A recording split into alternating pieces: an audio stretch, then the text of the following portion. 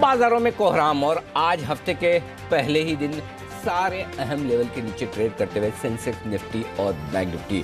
बड़ा सवाल है कि ग्लोबल मार्केट्स की मजबूती के बावजूद भारतीय बाजारों की इस कमजोरी में अब क्या किया जाए। पोजीशन कम करने का, खत्म करने का वक्त है या फिर आ गया है खरीदारी का मौका।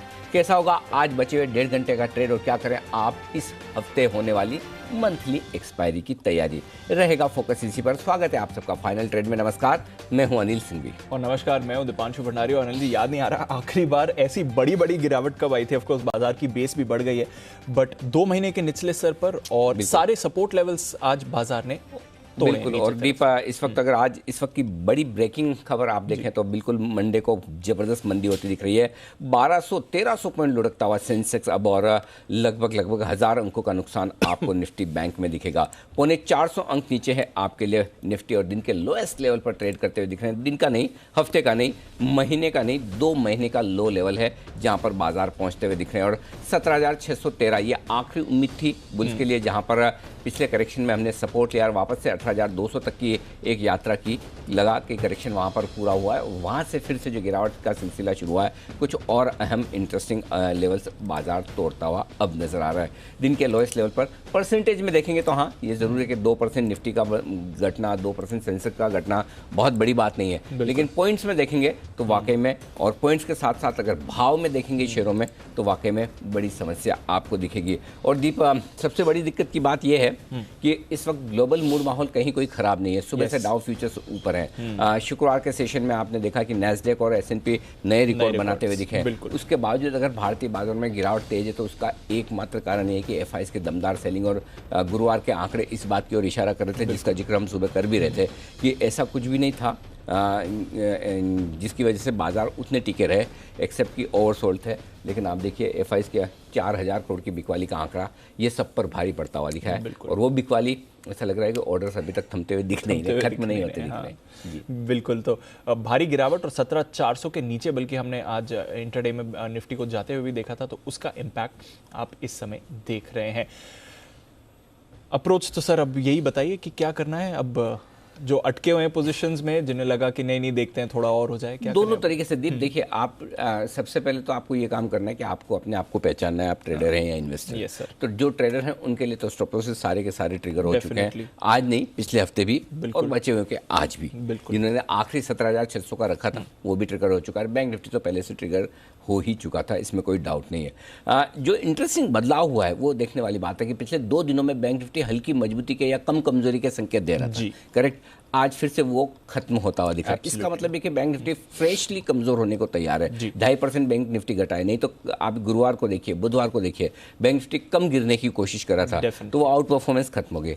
अब रहा सवाल ट्रेडर्स का, जिसके हम बात कर ही रहे कि आपके लिए सिंपल सी चीज़ है, आपको ट्रेंड के साथ होना होता है या आपको स्टॉप लॉस से, आप ट्रेंड आपके पोजीशन के विपरीत जा रहा है तो स्टॉप लॉसेस रखने होते हैं। और स्टॉप लॉसेस की ज़रूरत यही होती है।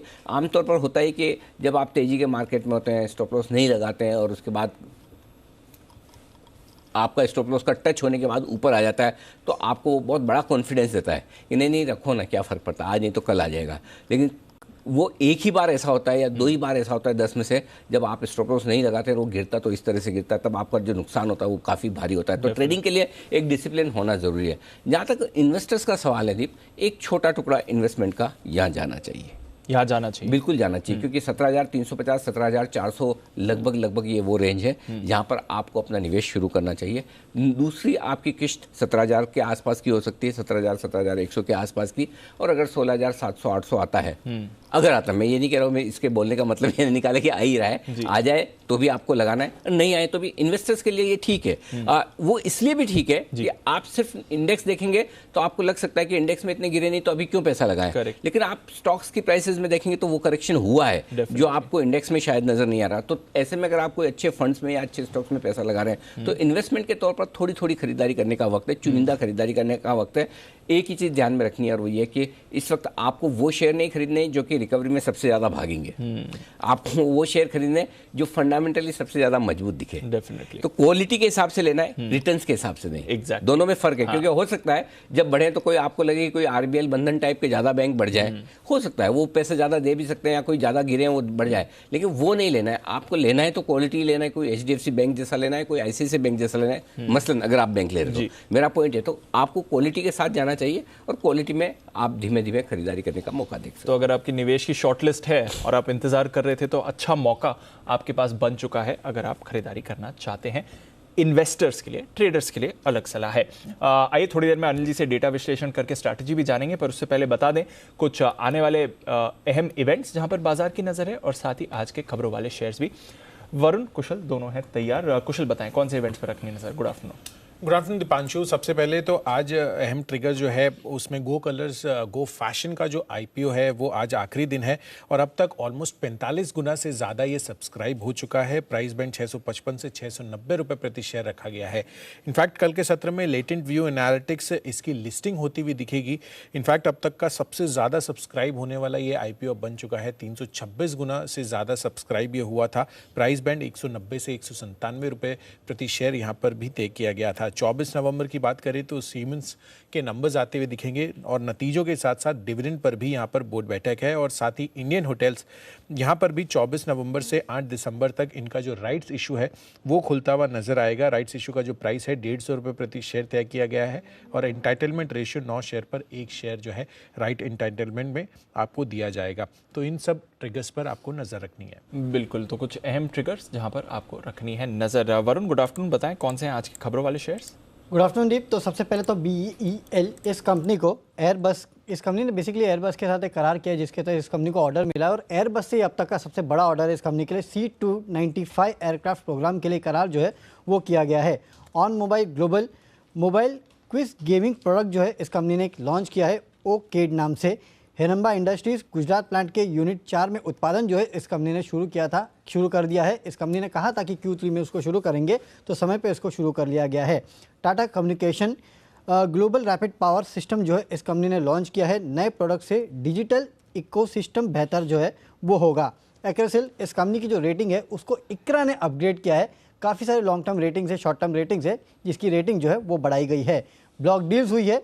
HDFC बैंक में 9,38,000 शेयर्स के बड़े सौदे हुए हैं, और पावर ग्रिड में 5,60,000 शेयर्स के बड़े सौदे हुए हैं। तो ये है आपके लिए ढेरों खबरों वाले शेयर्स भी आज। जो चुनिंदा स्टॉक्स हैं जो होल्ड आउट कर रहे हैं, पावर ग्रिड हमारे एक्सपर्ट्स के रेडार पर भी आया था, पर उसके सामने काफ़ी सारे स्टॉक्स हैं जहां पर आपने भारी गिरावट देखी है। ये सारे एक्सपर्ट्स भी हमारे साथ जुड़ रहे हैं इस समय, और लेते हैं उनसे चर्चा, लेते हैं उनकी राय, और करते हैं उनसे कुछ स्टॉक्स की चर्चा। शुरुआत सचिन जी के साथ BTSTT का बिगुल।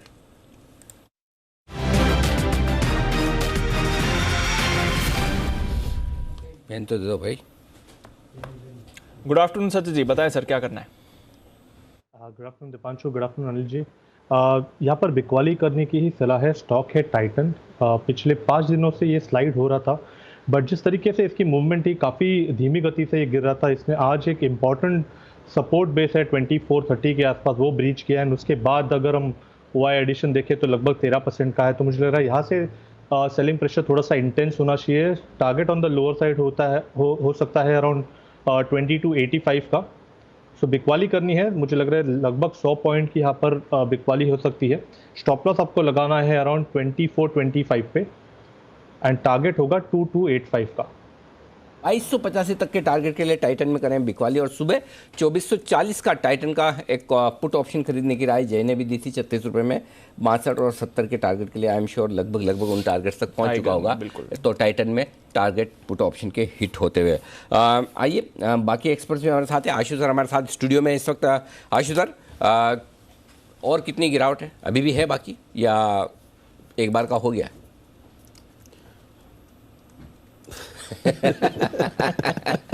सवाल थोड़ा स्पीचलेस किया तो मुझे भी। मुश्किल वाला सवाल। अच्छा एक काम करो, जो मैंने पूछा उसको भूल जाओ, आपके जो मन में वो बोलो। अच्छा, फिर मेरे मन में एक सवाल है जो मैंने उस दिन पूछा था। नहीं सवाल नहीं, जवाब। नहीं मैं इसका जवाब तो सर बहुत लंबा दूंगा आराम से। आप मंदी में आ गए?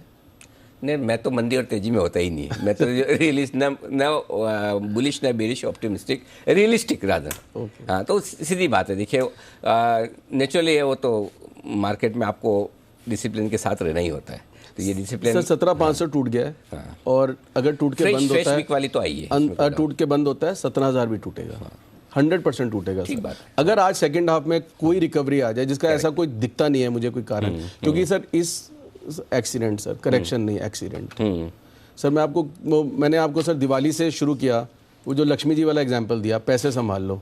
अब आप 18, 200, 400 पे भी ले लोगे और लक्ष्मी जी को बोलोगे जी मेरे को हर बार ही ऊपर बिके, वो आपको मैंने डेटा बोला कि सर सारा का सारा ये ना चेंज हो रहा है। पीसीआर का भी मतलब इन वे मैंने बोला कि मार्जिन मल्टी ईयर लो पर है 0.67 मार्केट और जिस दिन मल्टी ईयर लो है उस दिन सर डाउन। सर ये जो नया मार्जिनिंग सिस्टम है ना, ये सब चेंज कर रहा है जब मार्केट एकदम लो है। हाँ, ये सब चेंज कर रहा है। और सर 1 दिसंबर से अब फिर एक नया मार्जिन आ रहा है, वो 50% वाला, 50% वाला। आप जल्दी शो करोगे उसका, मतलब उस शो में मैं नहीं होऊंगा, वो आनंद राठी वाले होंगे, बाकी होंगे, सब होंगे। अब कौन सा, वो तो हो गया ना 100%। सर वो 100% हो गया, लेकिन पहले था ना 50% कैश, 50% मार्जिन, और वो सारा स्टॉक दे देते थे और फंडिंग हो जाती थी और वो स्पैन ऐसा भी कुछ। अब वो क्लाइंट लेवल पे 50-50 होने वाला है। तो जो सारा स्टॉक 100% डेरिवेटिव पोजीशन में दे सकते थे, उसको 50% कैश से रिप्लेस करना पड़ेगा या उसकी कॉस्ट पड़ेगी, तो वो भी प्रेशर देगा। सर मुझे तो ध्यान रखना पड़ता है ना इन चीज़ों का। प्रेशर तो आएगा ही आएगा सर, प्रेशर तो आएगा। और सर ये सर मतलब it was on the card sir. आज अब कोई बहुत बड़ी बात नहीं है, किसी दिन होता ही होता, बट चीजें तो खराब आज क्लोजिंग बेसिस पे अगर 17,500 के नीचे बंद होता है तो खराब है, नहीं तो रिव्यू करेंगे। तो नहीं सर, तो थोड़ा सा ऊपर जा सकता है और उसके लिए मैं स्प्रेड भी दे रहा हूँ कि अगर किसी को थोड़ा सा रिवर्सल करना है, क्योंकि सर अब क्या है कि सर हमारे अंदर 1.5 साल की आदत पड़ी हुई है, 1.5 साल 2 साल की आदत पड़ गई है। बाय एट डिप्स, नीचे में लेना है, करेक्शन में लेना है, जो ले लो ऊपर बिकता है। सही भी हुआ है, लेकिन है अब तक तो पहली बार ही गलत हुआ है। नहीं हुआ है तो सर वो आदत तो इतनी जाएगी नहीं, मतलब दिक्कत तो करती है ना वो, मतलब उसी का प्रॉब्लम आती है, तो वो चीज़ है। और एक्सपायरी वाला वीक है तो सर कोई खास रिवर्सल लगता नहीं है। और जिस तरह का सिग्नल है, और बैंक निफ्टी तो सर मतलब बहुत ही ज़्यादा वीक हो सकता है। मतलब बैंक निफ्टी में तो कोई ऐसा लक्षण ही नहीं है कि मतलब रिकवरी दे कुछ। ये कोटक बैंक वगैरह ये सब मतलब कुछ भी हो सकता है सर। ये कोटक आज वागले साहब की शॉर्ट लिस्ट में आ गया है। कोटक बैंक सुबह सर मैंने तो थम्स अप भेज ही दिया था सुबह। हाँ, और एक और बैंक को किसकी शॉर्ट लिस्ट में था? 2 बजाज फाइनेंस भी वागले साहब की शॉर्ट लिस्ट। सर ये सारे फाइनेंस ये देखो सर, भाव देखो ना sir, M&M finance, L&T finance, ये वो सर क्या देते हैं और क्या लेके जाते हैं आपसे, बताइए। तो क्या है स्प्रेड है, बनाया जाए? हाँ सर, स्प्रेड देखिए, अगर किसी को रिकवरी के लिए करना है तो सर 17,500 की एक कॉल लेनी है और 17,600 की 2 कॉल बेचनी है। 17,500 की एक कॉल लेनी है, ओके, और 17,600 की 2 बेचनी है। 17,600 की 2 बेचनी, ठीक है। इसमें सर आपको क्रेडिट मिल जाएगा। अच्छा, आपको 17-18 रुपए क्रेडिट मिल जाएगा। अच्छा, और ये सेफ है 17,700 तक। 17,700 के ऊपर जाएगा तो ही रिस्क है, तो ही रिस्क है। और उसका कोई अभी ऐसा कोई लक्षण नहीं लग रहा। अगर किसी को, सर मैं बार बार बोलता हूं, क्योंकि हमारे यहाँ 90% पॉपुलेशन है लेके चलती है, बाय डिप्स है, रिवर्सल्स हैं। उस दिन में मैंने कहा था कि मैं बुल स्प्रेड पे 15 रुपए से ज्यादा की कॉस्ट दे ही नहीं सकता रिवर्सल की, और आज तो क्रेडिट में बन रहा है सर। अगर किसी को बनाना है क्रेडिट में बना ले। अगर 100-150 पॉइंट की रिकवरी अगले 2 दिन में आती है तो सर ये 17,600 पे जैकपॉट भी लग सकता है। मतलब ये ऐसा स्प्रेड है, वरना 17,700 तक तो ऐसा कुछ जो सर जो डैमेज हुआ भी यहाँ से कितना 400 300 300 पॉइंट तो बहुत हो गया। बहुत इससे ज्यादा कोई रिवर्सल है नहीं यार सर। और सबसे बड़ा रिवर्सल क्या होता है सर? पहली चीज हमने क्या बोला कि नॉइज इग्नोर करनी है, कि शॉर्ट कवरिंग पहले तो था सर। पहली नॉइज कहाँ हुई? New high new high new high, वो स्टोरी खत्म हुई। उसके बाद short covering short covering short covering. Short कहाँ है? कौन है शॉर्ट? किसके लिए शॉर्ट कवरिंग आएगी? फिर हुआ सपोर्ट लेवल्स, 18,000 टूटेगा तो देखेंगे 17,800, 17,500। भाई सब कुछ टूट गया, अब क्या देखना है? लेकिन अनिल जी प्रॉब्लम क्या है? 17,500 पे आप कहो कि शॉर्ट करके पैसे बनाएंगे, पैसा वही बनाता है सर जो प्रीएम्प्ट पहले कर ले। और उसके लिए सर कोई शॉर्ट नहीं था, डिसिप्लिन था कि एक बार बेचो ना, पैसे संभालो ना। हाँ, अगर खाली लॉन्ग पोजीशन भी हल्की कर लेते तो अपनी लॉन्ग ही करो ना सर। अपना लॉन्ग क्या करना है? जगह रहती है। हाँ बिल्कुल सर, बहुत जगह रहती है, अपना ही पैसा बेचो। परफेक्ट। तो कोई रिवर्सल का ऐसा सर कोई ऐसा दिखता नहीं है। उछाल आए तो उस उछाल में आपको हल्का होना है। सेल एट राइज मार्केट है, सेल एट राइज मार्केट है, सेल एट राइज मार्केट है। बढ़ने पर बेचें, बहुत बढ़िया। 17,700 तक आ जाए तो बहुत बड़ी बात है, नहीं तो 17,600 17,700 की रेंज में कहीं न कहीं वहाँ पर जाकर रुकता हुआ दिखेगा। ये आपके लिए पूरा का पूरा एक्शन अब तक का। आइए, वागले साहब तैयार है? बिगुल वागले साहब के लिए।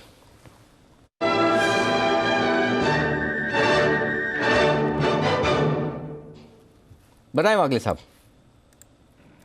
गुड आफ्टरनून अनिल जी, गुड आफ्टरनून दीपांशु। मेरे पास 2 कॉल है, मैं एक ही गूगल में देना चाहता हूँ, शायद वापस चांस मिले ना मिले। ना आप पहले खाली तो बंधन बैंक। हाँ जी, मैं बोल रहा हूँ खाली आफ्टरनून ही कर लो, गुड किसी और दिन के लिए रख लेना, 2 बार बोल देना उस दिन। बताए सर जी। अनिल जी, पहले तो मैंने मॉर्निंग में आज कॉल दिया नहीं था क्योंकि मेरे को डाउट था, लेकिन मैं इतना श्योर नहीं था। विश्वेश जी को पहला तो क्रेडिट देना चाहिए, उन्होंने सबसे पहले स्पॉट किया था। मैं पहले कॉल देता हूँ। बंधन बैंक में मेरे को बहुत वीकनेस दिखता है। 288 का मैंने टारगेट दिया है, उसको मैं 285 करता हूँ। अभी 294 है, 294, 96, 97 ये बाउंस बैक पे बेचे। 300 के ऊपर का स्टॉप लॉस, 285 का टारगेट। और दूसरा कॉल है LIC हाउसिंग फाइनेंस, जो गिरा नहीं। अनिल जी, मेरा बेसिक अभी फिलोसॉफी है कि जो गिरे नहीं है उसमें आइडेंटिफाई करो और बेचो। LIC सिर्फ 2.5-3% नीचे है, 395 के भाव से बेचे। 400 के ऊपर का स्टॉप लॉस, 378 तक की डाउनसाइड मुझे पोजिशनली लगती है। ओके, तो बंधन बैंक बेचना है 294 297 की रेंज में, 284 का टारगेट होगा बंधन बैंक का। LIC हाउसिंग बेचना है 395 के आसपास, यहाँ 378 का टारगेट होगा, 400 का स्टॉप लॉस। और एक बार बंधन का स्टॉप लॉस बताएं वागले साहब। अनिल जी, अभी 294 है, मुझे नहीं लगता ये 97 तक भी जाएगा। 95, 96 ज्यादा से ज्यादा। तो आपका स्टॉप लॉस 300 के ऊपर का होगा तो भी चलेगा। और ऑन द डाउन साइड 285 का टारगेट। LIC हाउसिंग आज पिक ऑफ द डे था जय की तरफ से, शॉर्ट साइड पर 406 का क्लोजिंग हुआ था गुरुवार को। उन्होंने 387 और 375 के टारगेट उन्होंने भी दिए हैं। आज जय की तरफ से LIC हाउसिंग में बेचने की राय आई थी। तो स्टॉक्स काफ़ी तेज़ी से गिरते हुए दिख रहे हैं, बैंक्स काफ़ी कमज़ोर होते हुए दिख रहे हैं। जी बिल्कुल, बैंक्स कमज़ोर होते हुए दिख रहे हैं। केमिकल स्टॉक्स में आपने आज भारी गिरावट बनती हुई देखी है। वो एक और स्पेस है बाजार की जहां पर आपको रखनी है नज़र। दीपक नाइट्राइट 7.5% नीचे इस समय गिरते हुए दिख रहा है। आरती इंडस्ट्रीज 7% की गिरावट, नवीन फ्लोरिन, SRF दोनों में भारी ब्रेकडाउन आपको आते हुए दिखा है। दीपक नाइट्राइट, कुणाल जी जरा इस पर राय दें, क्योंकि जब भी गिरावट आती है सबसे आगे रहता है और आज भी हम देख रहे हैं वायदा कारोबार का टॉप लूजर है इस समय दीपक नाइट्राइट। देखिए दीपांशु, एक बेरिश फ्लैग बना था, यहाँ चार्ट पर ब्रेकडाउन आता हुआ आज के ट्रेड में आता हुआ दिखा और उसके बाद सीधा एक तरफा गिरावट है। जो बड़ा सपोर्ट चार्ट पर मुझे नजर आता है वो 2000 के नीचे यानी कि 1950 के रीजन में है। अब 2125-30 के आसपास ट्रेड हो रहा है, तो मुझे लगता है और यहां से 150 रुपए की गिरावट की गुंजाइश है। 1950-1975 के आसपास सपोर्ट आएगा, तो जिनके पास पोजीशन है या तो वो स्टॉप लॉस रखकर होल्ड करें, अन्यथा एक बार निकल जाएं निचले स्तरों पर दोबारा खरीदारी के मौके तलाश। तो निचले स्तरों पर दोबारा खरीदारी के मौके ढूंढे, बट इस समय आपको एग्जिट करना ही बेहतर रहेगा। PVR, किरण जी बताएं सर क्या करना है? 7% नीचे आज PVR भी, यहां से और गिरावट देखते हैं या फिर थम जाएगा यहां पर? दीप आफ्टरनून, अनिल जी वेरी गुड आफ्टरनून। देखिए PVR में और गिरावट आ सकती है क्योंकि ऊपर में अच्छे खासे पोजीशन ट्रैप हो चुके हैं और मेरा मानना है कि अभी ट्रेलिंग स्टॉप लॉस लगभग 1650 के आसपास रखना चाहिए। कैश लेवल्स की बात कर रहा हूँ, और नीचे में जो नेक्स्ट सपोर्ट है वो 1500 1450 ये लेवल्स है, तो उधर तक जाने की प्रोबेबिलिटी बहुत स्ट्रांग है। यह है अब क्लियर है जहां तक PVR का सवाल है। सचिन जी जरा इंडस टावर के चार्ट पर राय दें, क्योंकि भारतीय एयरटेल तो ऑफकोर्स प्राइस हाइक के दम पर चल ही रहा है, वोडाफोन आइडिया में भी नई जान आई है। इंडस टावर्स को कैसे देखें, क्योंकि इनडायरेक्ट फायदा तो इन्हें भी है। करीब 1.5% ऊपर इंडस टावर्स। सुबह अच्छा एक्शन था, थोड़ा करेक्ट हुआ, पर वापस अब एक्शन में आ रहा है। दीपांशु, इनफैक्ट एक काफ़ी रिलेटिव आउट परफॉर्मर रहा है। अगर इसका स्ट्रक्चर देखें तो वीक बिल्कुल नहीं है, इनफैक्ट एक साइडवेज कंसोलिडेशन में है। जिस तरीके से इसका इंट्राडे चार्ट है, मुझे लग रहा है वापस एक अच्छा रिबाउंड बन सकता है काउंटर में। सो लगभग 285 के आसपास जो इसने एक बेस बनाया है, मुझे लग रहा है कि वो पर्टिकुलर बेस होल्ड होना चाहिए। एंड जिस तरीके से स्ट्रक्चर है, वापस अराउंड 300-302 के आसपास के स्विंग्स बन सकते हैं, तो यहाँ पर खरीदारी करने का ही मौका ढूंढना चाहिए। मुझे लग रहा है ये एक रिलेटिव आउट परफॉर्मेंस है, परफॉर्मर है। एंड जिस तरीके से मार्केट प्लेस्ड है, इतने वीकनेस में भी इसने अपनी स्ट्रेंथ बरकरार रखी है, तो यहाँ से अगर थोड़ा सा भी बाउंस बैक आ जाता है तो इस पर्टिकुलर काउंटर में एक अच्छा उछाल बन जाएगा। सो यहाँ पर खरीदारी करने की ही सलाह होगी 284 285 के स्टॉप लॉस के साथ। एंड 300 302 होगा रिविजन। तो ये है आपके लिए राय। जहां तक सवाल है इंडस टावर्स का, होल्ड आउट कर रहा है। एक स्टॉक और जो होल्ड आउट तो नहीं कर रहा है, बट बाकी बैंक्स के मुकाबले उतनी भारी गिरावट अब तक नहीं आई थी, अब थोड़ी वीकनेस शुरू हुई है। ICICI bank. Bansal ji, rest of the day इसने होल्ड आउट करा है मार्केट के ट्रेंड के विपरीत, पर अब ये भी गिरते हुए दिख रहा है। ICICI बैंक पर कोई राय? यहाँ पर भी एक ब्रेकडाउन देखने को मिल रहा है, एक नेगेटिव क्रॉसओवर है और टेक्निकली अब एक नेक्स्ट बड़ा सपोर्ट 730 725 के अराउंड आता है, एक नेगेटिव क्रॉसओवर देखने को। बंसल जी दोबारा आता हूं आपके पास, आपके ऑडियो में थोड़ी इशू है सर, इसको ठीक करके आपसे फिर से ऑडियो में नहीं इशू उनके कुछ। हाँ। उनकी जो पुरानी वाली टेप है ना जो गोल गोल नहीं घूमती लंबी वाली, पेंसिल से ठीक करनी पड़ेगी। अनिल जी 37,000 टूट गया। ये तो आशीष सर ने की हुई पेंसिल वाली टेप, तो पेंसिल वाली टेप तो करी है सर। किए तो मतलब आप बहुत ज्यादा नए भी नहीं हो जितना हम सोच रहे हैं उस हिसाब से। बिल्कुल पक्का किया है। हाँ तो सर ऑडियो वाली की है, वीडियो वाली भी बहुत की है। हाँ एक टाइम पे सर वीसीआर होता था और अमिताभ बच्चन के इतने फैन थे कि उसकी अमिताभ बच्चन की ये कब हुआ? आप तो सलमान खान के सर सलमान के तो मतलब अमिताभ बच्चन तो मतलब तो चलिए ये है आपके लिए जो कुछ भी राय आई IRCTC, सॉरी इस पे कौन सा स्टॉक पूछा था आपने? ICICI बैंक पे सर 37,000 टूट गया कन्विंसिंगली। बहुत ही बढ़िया, वेरी गुड। 1100 पॉइंट नीचे है अब बैंक निफ्टी। आप आए तो कुछ तो होना चाहिए तूफानी वो भी ऐसे दिन मतलब फिर इम्पैक्ट जी। एक मेरा ना सवाल मैं 1-2 बार पूछ चुका हूँ और बाई चांस आपकी एब्सेंस में पूछा है, और वो दीपांशु तो बहुत प्यार से मतलब वो इतना प्यारा है कि वैसे ही निकाल देता है, और कुणाल जी इतने स्मार्ट हैं कि वो डक कर देते हैं।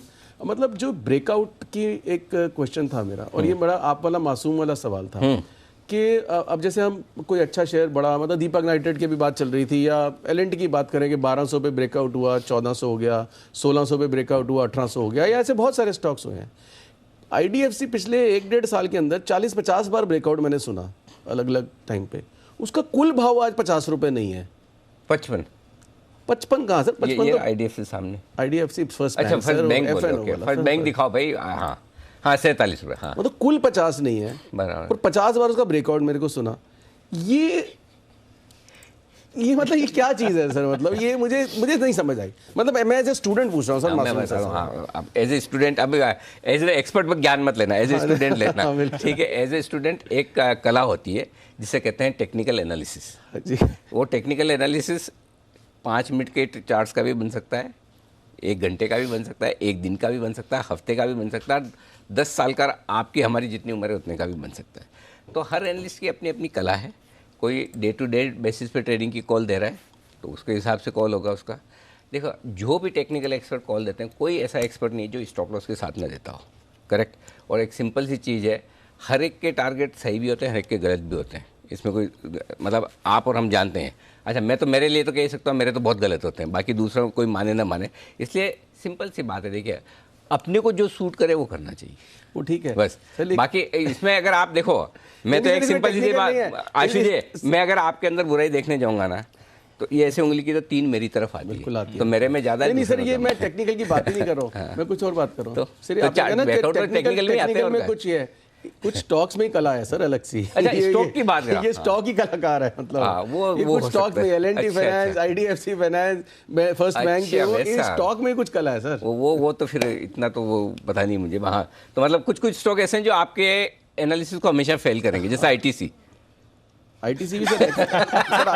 ITC मतलब अब अगले 4 दिन का सर, फिर मतलब एक्सीडेंटल कैंडिडेट है वो, 100% है सर वो। हाँ तो मैंने पहले ही बोल दिया था आपको, 100% वो सर एक्सीडेंटल कैंडिडेट बना हुआ है। ठीक है चलिए, लेकिन यही बात है, देखिए दोनों चीज़ है। मैं फिर कहूँगा अगर आप ट्रेड कर रहे हैं तो ट्रेडिंग के नियमों के हिसाब से करें, अपने स्टॉप लॉसेस अपने जरूर रखें। और अगर आप इन्वेस्ट कर रहे हैं तो आपने 230 में लिया हो ITC, या 210 में लिया हो, या 250 में लिया हो, आपको पैसा बनेगा। सिंपल सी बात है। इन्वेस्टर्स का पेशेंस टेस्ट होता है और ट्रेडर्स की लॉस लेने की कैपेसिटी टेस्ट होती है। ये मार्केट हमेशा टेस्ट करेगा, बार बार करेगा, लगातार करेगा। 30 सालों से हम देख रहे हैं, बिल्कुल करेगा सर। दोनों चीज आप डिसिप्लिन वही है सर। इन्वेस्टर्स का पेशेंस टेस्ट होगा और ट्रेडर्स की लॉस करने की कैपेसिटी टेस्ट होगी, जिसमें जो हार गया, अब अगर आप पेशेंस से हार के अच्छे शेयर बेच दोगे तो गए, आपके लॉस बुक हो गए। और अगर आपने डिसिप्लिन नहीं रखा और स्टॉप लॉस ट्रिगर नहीं किया तो फिर पूरी कैपिटल जाएगी। आइए बढ़ते आगे, और IRCTC आज है फोकस में, क्यों बताने के लिए तैयार है वरुण बताइए। डेफिनेटली अनिल जी, तो आज के ठंडे मार्केट में एक ही गर्म खबर है और वो है IRCTC के लिए, क्योंकि अब IRCTC में आपको गर्म खाना जो है वो मिलने लगेगा। इसका अप्रूवल जो है रेल मंत्रालय से मिल चुका है। हाँ, लेकिन साथ ही साथ जो रेडी टू ईट खाना आपको मिलता था वो भी इस कंपनी से आपको रेलवे में मिलेगा। अब देखिए IRCTC वैसे तो काफ़ी तरह की जो केटरिंग कारोबार है वो चलाता है। इसमें स्टैटिक केटरिंग आता है, मोबाइल केटरिंग कारोबार आता है और ई केटरिंग का कारोबार आता है। और कुल केटरिंग के कारोबार से कंपनी है एक समय पे करीब 35 से 40% के आसपास की रेवेन्यू जो है वो केवल केटरिंग कारोबार से आती थी, लेकिन पैंडेमिक में ये कम होकर करीब 17% के आसपास रह गई थी और FY21 में ये करीब 28% के आसपास रह गई थी। हालांकि जो ई केटरिंग का कारोबार था वो कंपनी का अभी भी चल रहा था और ई केटरिंग के कारोबार से जो भी रेवेन्यू आते हैं ना वो बेसिकली 70 से 80% के आसपास जो फीस इनको मिलती थी वो कंपनी लेती थी।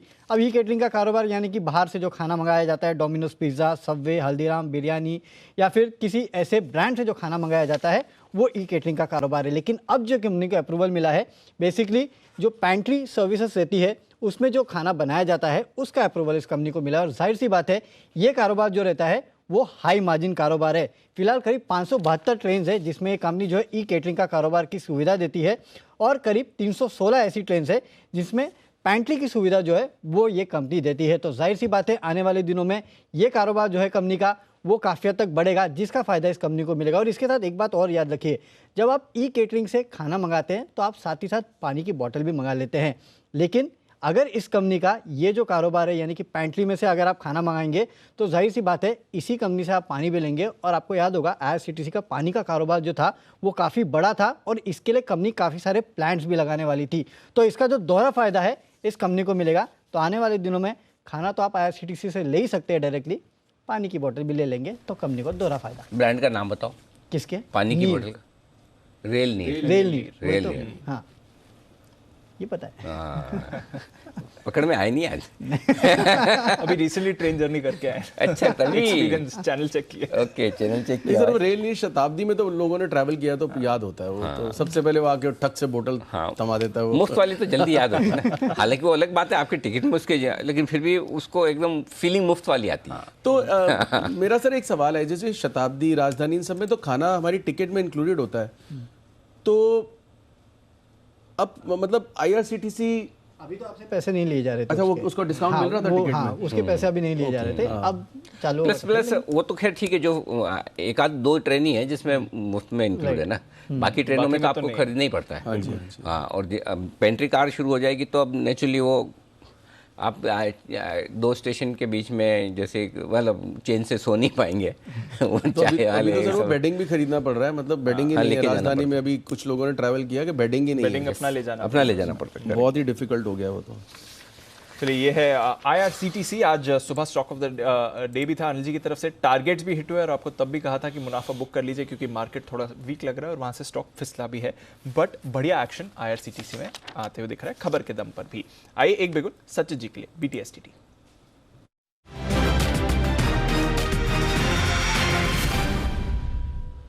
बताएं सचिन जी।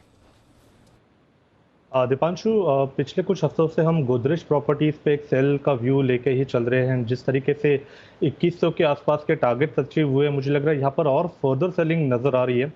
जिस इंटेंसिटी से ये 2100 का लेवल टूटा है, मुझे लग रहा है लगभग अराउंड 1975 तक ये पर्टिकुलर मूव एक्सटेंड हो सकती है। तो लगभग यहाँ से 100-125 पॉइंट की गिरावट और नजर आ रही है।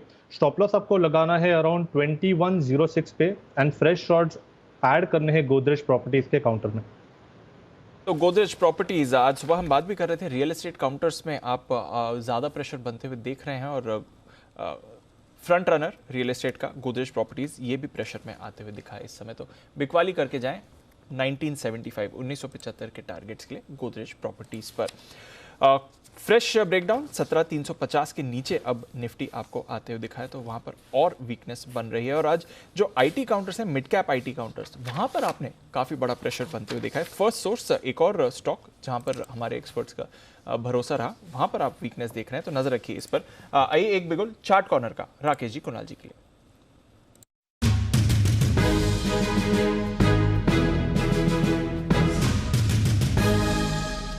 बताएं सर।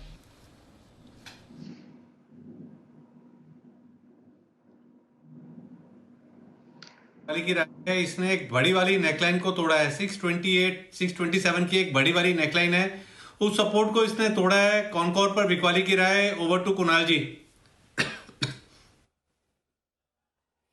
देखिए दीपांशु, मई के बाद से कॉनकोर एक रेंज में कंसोलिडेट कर रहा था और ये रेंज लगभग 625 नीचे 740 ऊपर थी और आज हम देख रहे हैं कि आज के ट्रेड में इस सपोर्ट को तोड़ करके अब ये स्टॉक नीचे की ओर बढ़ रहा है। तो अब जो रेंज बनेगी वो काफी नीचे बन सकती है और उसमें संभावना है कि आपको 540 रुपए के लेवल्स भी कॉनकोर में आते हुए दिखें। तो हमारी बिकवाली की राय है इन स्तरों पर शॉर्ट करें। स्टॉप लॉस रखना है 635 रुपए पर, 635 के स्टॉप लॉस से शॉर्ट करें।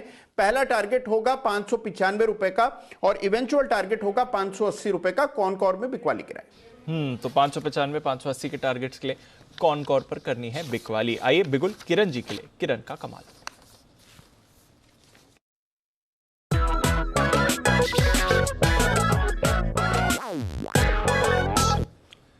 बताएं किरण जी। दीप, बिकवाली की राय होगी और एक बहुत ही बेहतरीन head and shoulder pattern formation हुआ है बजाज फिनसर्व पे। तो बजाज फिनसर्व अभी बेचने की सलाह है। 16,890 के आसपास ट्रेड कर रहा है। इधर आपका स्टॉप लॉस रहेगा 17,400 का, जरा सा दूर है तो इधर थोड़ा बेचे, थोड़ा सा बाउंस बैक पे और बेचे। पर मेरे टारगेट्स भी काफी बड़े हैं। मेरा मानना है कि पहला टारगेट आपका 16,000 का रहेगा और 16,000 के नीचे 15,600। ये गुरुवार के पहले टारगेट्स आज हासिल हो जाने चाहिए। जो पैटर्न है पूरा डिस्ट्रीब्यूशन है पिछले 3 महीने का। मैंने कल आज सवेरे वागले जी को भी सुना था जहां पे बजाज फाइनेंस का उन्होंने शॉर्ट कॉल दिया था। उधर भी हेड एंड शोल्डर का पैटर्न हो चुका है, इधर भी एक हेड एंड शोल्डर का है। पूरा डिस्ट्रीब्यूशन पैटर्न है और ऊपर में काफी लॉन्ग पोजीशन स्ट्रैप हो चुके हैं। इस गुरुवार को जो एक्सपायरी है मंथली, उधर एक बहुत अच्छी अनवाइंडिंग और रोल ओवर देखने को मिलेंगे। मेरा मानना है 16,000 और 15,600 गुरुवार के पहले टारगेट देखने को मिल जाने चाहिए। यह है आपके लिए बजाज फिनसर्व और सुबह बजाज फाइनेंस। वागले साहब ने ही बेचने को कहा था। अब देखते हैं कौन सा ट्रेड है वागले साहब को पसंद। बिगुल वागले का वंडर।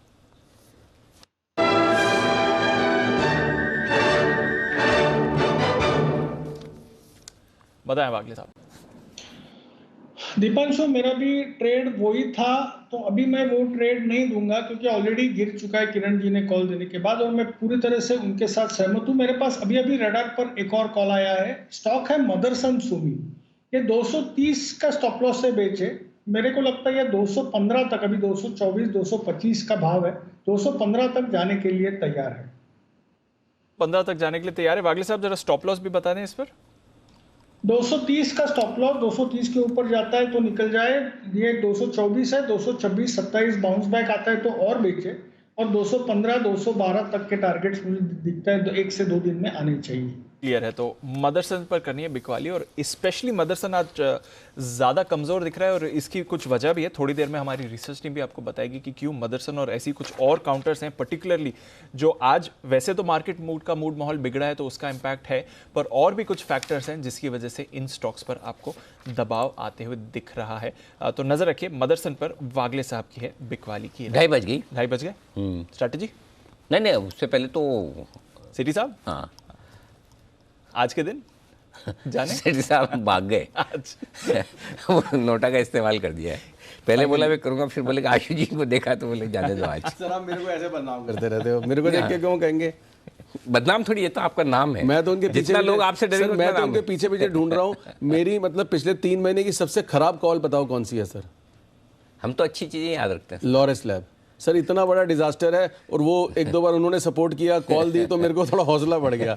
मतलब मैं कह रहा हूँ सर, मेरी 3 महीने की, मैं तो सर अपना खुद ही बोलता हूँ, डिजास्टर्स कॉल लॉरेस लैब। बाकी सब कुछ ठीक गया, एक डिजास्टर हुआ, मतलब खराब कॉल नहीं, डिजास्टर्स कॉल। और उसमें उनका मुझे बहुत सपोर्ट मिला। 2 बार उन्होंने भी कॉल दी। अब मैं वो पहिया उनके पीछे लगाऊंगे, शायद वो निकालते हैं हमारे को लॉरेस लैब से। ठीक है, होता है। देखिए मार्केट है, ये सब चीजें चलेगी जब तक आप सर। लेकिन बैंक निफ्टी का नीचे का घर नहीं है सर। जीरो हो जाएगा? नहीं, जीरो नहीं, मतलब sir wide open, it's wide open. Godrej का ताला वाइड ओपन सर। चलिए ठीक है, बढ़िया है। तो अब जब सेठी जी नहीं आ रहे तो 2:30 बजे का जो रिचुअल है, रीति रिवाज परिपथ। I don't remember last time Sethi साहब ने कब नोटा लिया होगा। नहीं, बहुत टाइम से लिया नहीं है। बाजार के इंडिकेशन समझे इससे भी। हाँ, सेठी साहब के नोटा के बाद ज़्यादा गिरता नहीं है। उसके ये बात भी सही है। आइए, 17,300 टूटता हुआ और 36,700 के आसपास आता हुआ बैंक निफ्टी 2:30 बजे की स्ट्रेटेजी ले ली जाएगी। बिल्कुल, जो है बताना तो पड़ेगी। बिल्कुल। कभी कभी खुशी के लिए कुछ ज्यादा नहीं, एक अनजान दोस्त ही काफी है। Ebix कैश हर खुशी के लिए काफी है।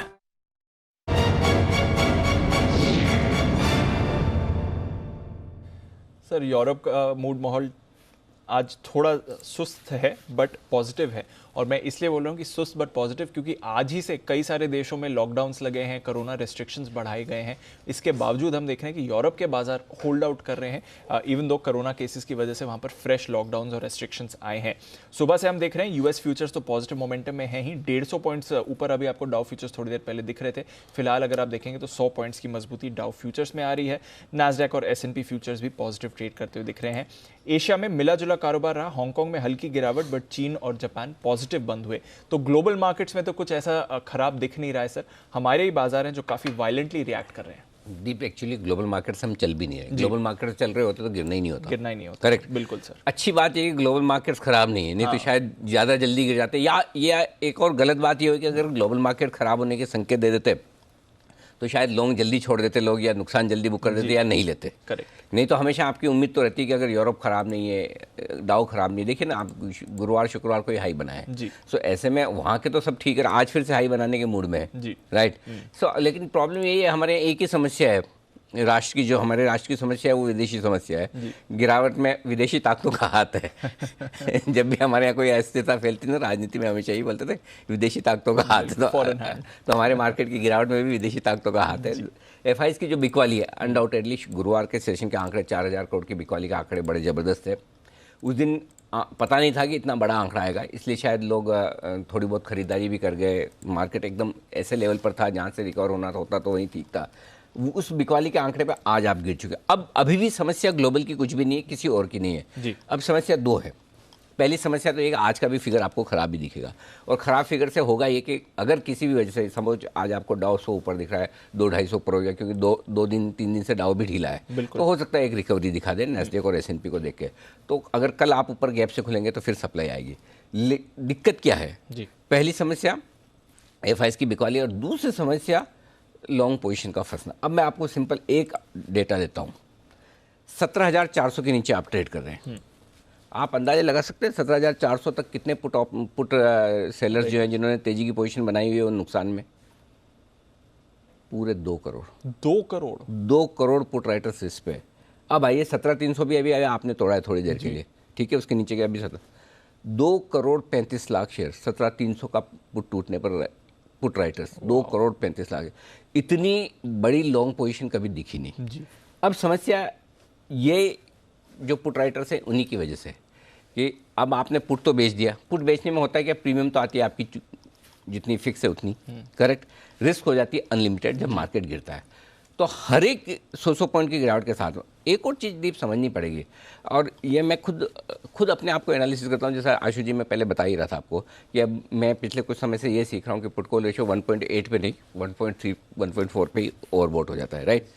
अब एक चीज़ और जो मैं नहीं सीख रहा हूँ, जो मुझे समझ में आ रहा है कि अब गिरावट में है ना एक कंट्रीब्यूशन और भी है। वो कंट्रीब्यूशन है ह्यूमन इंटरवेंशन नहीं होने का, मशीन का।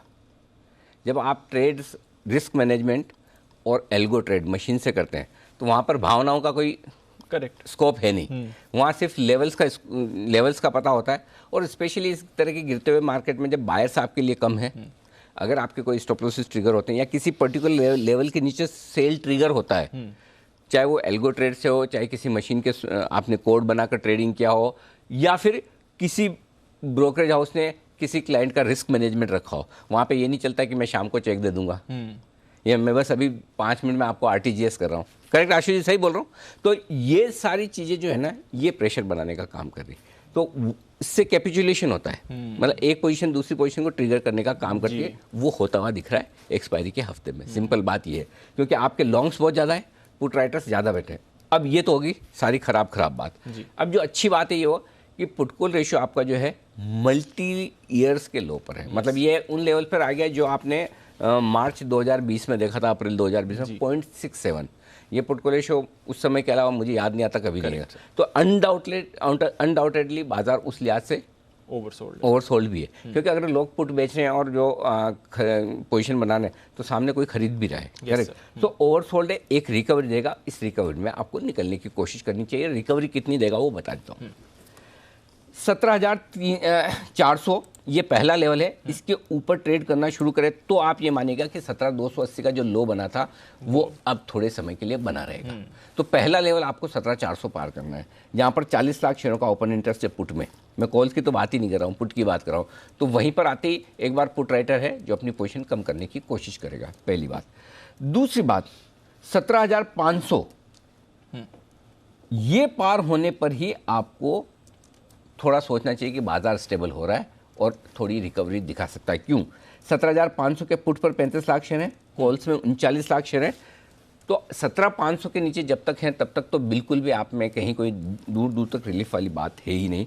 तो हर एक आपको उछाल पे, तो अभी आपके लिए बचे हुए समय के लिए जो रेंज बन जाती है, नीचे 17,200, ऊपर 17,500, इसको आपको ट्रेड करना है। तो 17,500 17,600 की रेंज में जब भी आए आपको धीमे धीमे हल्का होना है, ये ध्यान रखिए। अब आइए बैंक निफ्टी। अभी जो संकेत है दीप, उसके हिसाब से बैंक निफ्टी 37,000 के ऊपर निकलना चाहिए, रुकना चाहिए और क्लोज होना चाहिए। 37,000 के पुट पर 16 लाख शेयर है, हाईएस्ट ओपन इंटरेस्ट है। तो ऐसा लग रहा है कि क्लोजिंग के वक्त 37,000 की तरफ जाने की कोशिश कर सकता है, लेकिन उसके ऊपर टिकेगा या नहीं कहना मुश्किल है, क्योंकि 37,500 बड़ी रुकावट का लेवल है जहाँ पर तगड़ी कॉल राइटिंग हुई है।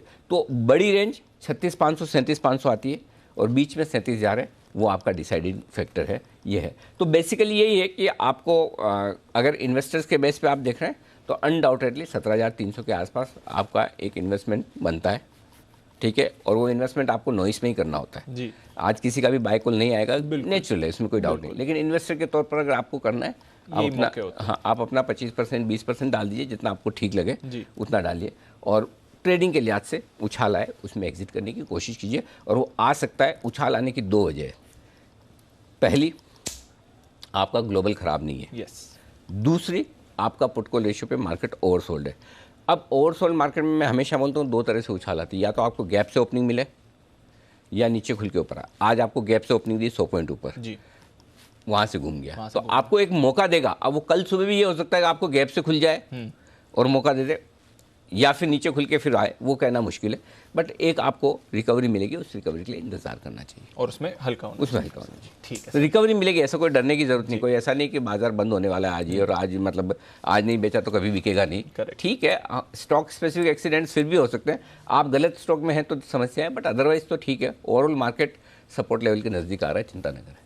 सपोर्ट लेवल के नजदीक है, चलिए, तो ज्यादा घबराने की जरूरत नहीं है, सपोर्ट लेवल के नजदीक। अनिल जी, जो आपने ओवरबॉट का बोला ना, ये बिल्कुल ठीक बात है। जो उस दिन मैं आपको डेटा शेयर कर रहा था कि हाईएस्ट एवर ओपन इंटरेस्ट है सिंगल स्टॉक फ्यूचर का, रिटेल का, जो आज तक नहीं हुआ डोमेस्टिक इंस्टीट्यूशन से ज्यादा। वो इतना डरा रहा था सर, इतना डरा रहा था। अब वो अगर वो अपनी पर्सनल चॉइस है कि आप डरना चाहते हैं, नहीं तो बुल मार्केट में चीजें इग्नोर हो जाती हैं कई बार। बट और अनिल जी, आप ये देखिए, मैं वो पुट की अभी आप बात कर रहे थे ना, कॉल पुट की, जो 17,500 की पुट थी सर, 32 रुपये 33 रुपये बंद हुई थी। 17,500 की पुट 33 रुपये बंद हुई थी, अभी 250 रुपये है।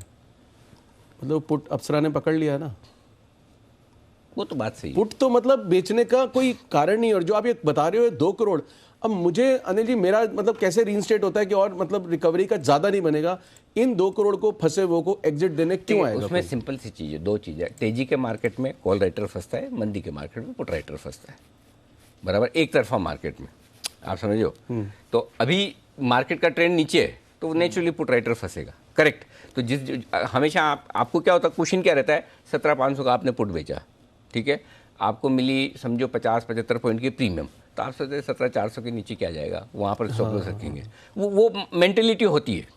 देखिए कोई तो ट्रेड है, हाँ, ऑप्शन बेचना ही तो चल रहा है सारा का सारा। दुनिया भर के जो एल्गोज लगे हुए हैं ये सब ये बेच ही तो रहे हैं ना सर, कॉल पुट बेचना। मतलब दीप, अगर आपको याद हो, पिछली बार हमने जब फॉल आया था, जब 17,613 से घूमे थे, तब हमारा ये कहना था कि 17,250 या 17,275 से 17,325 17,350 कुछ तो ऐसा रेंज था। मैंने आज एंटिसिपेट नहीं किया था कि उतना नीचे आ सकता है, इसलिए वो रेंज निकाली नहीं।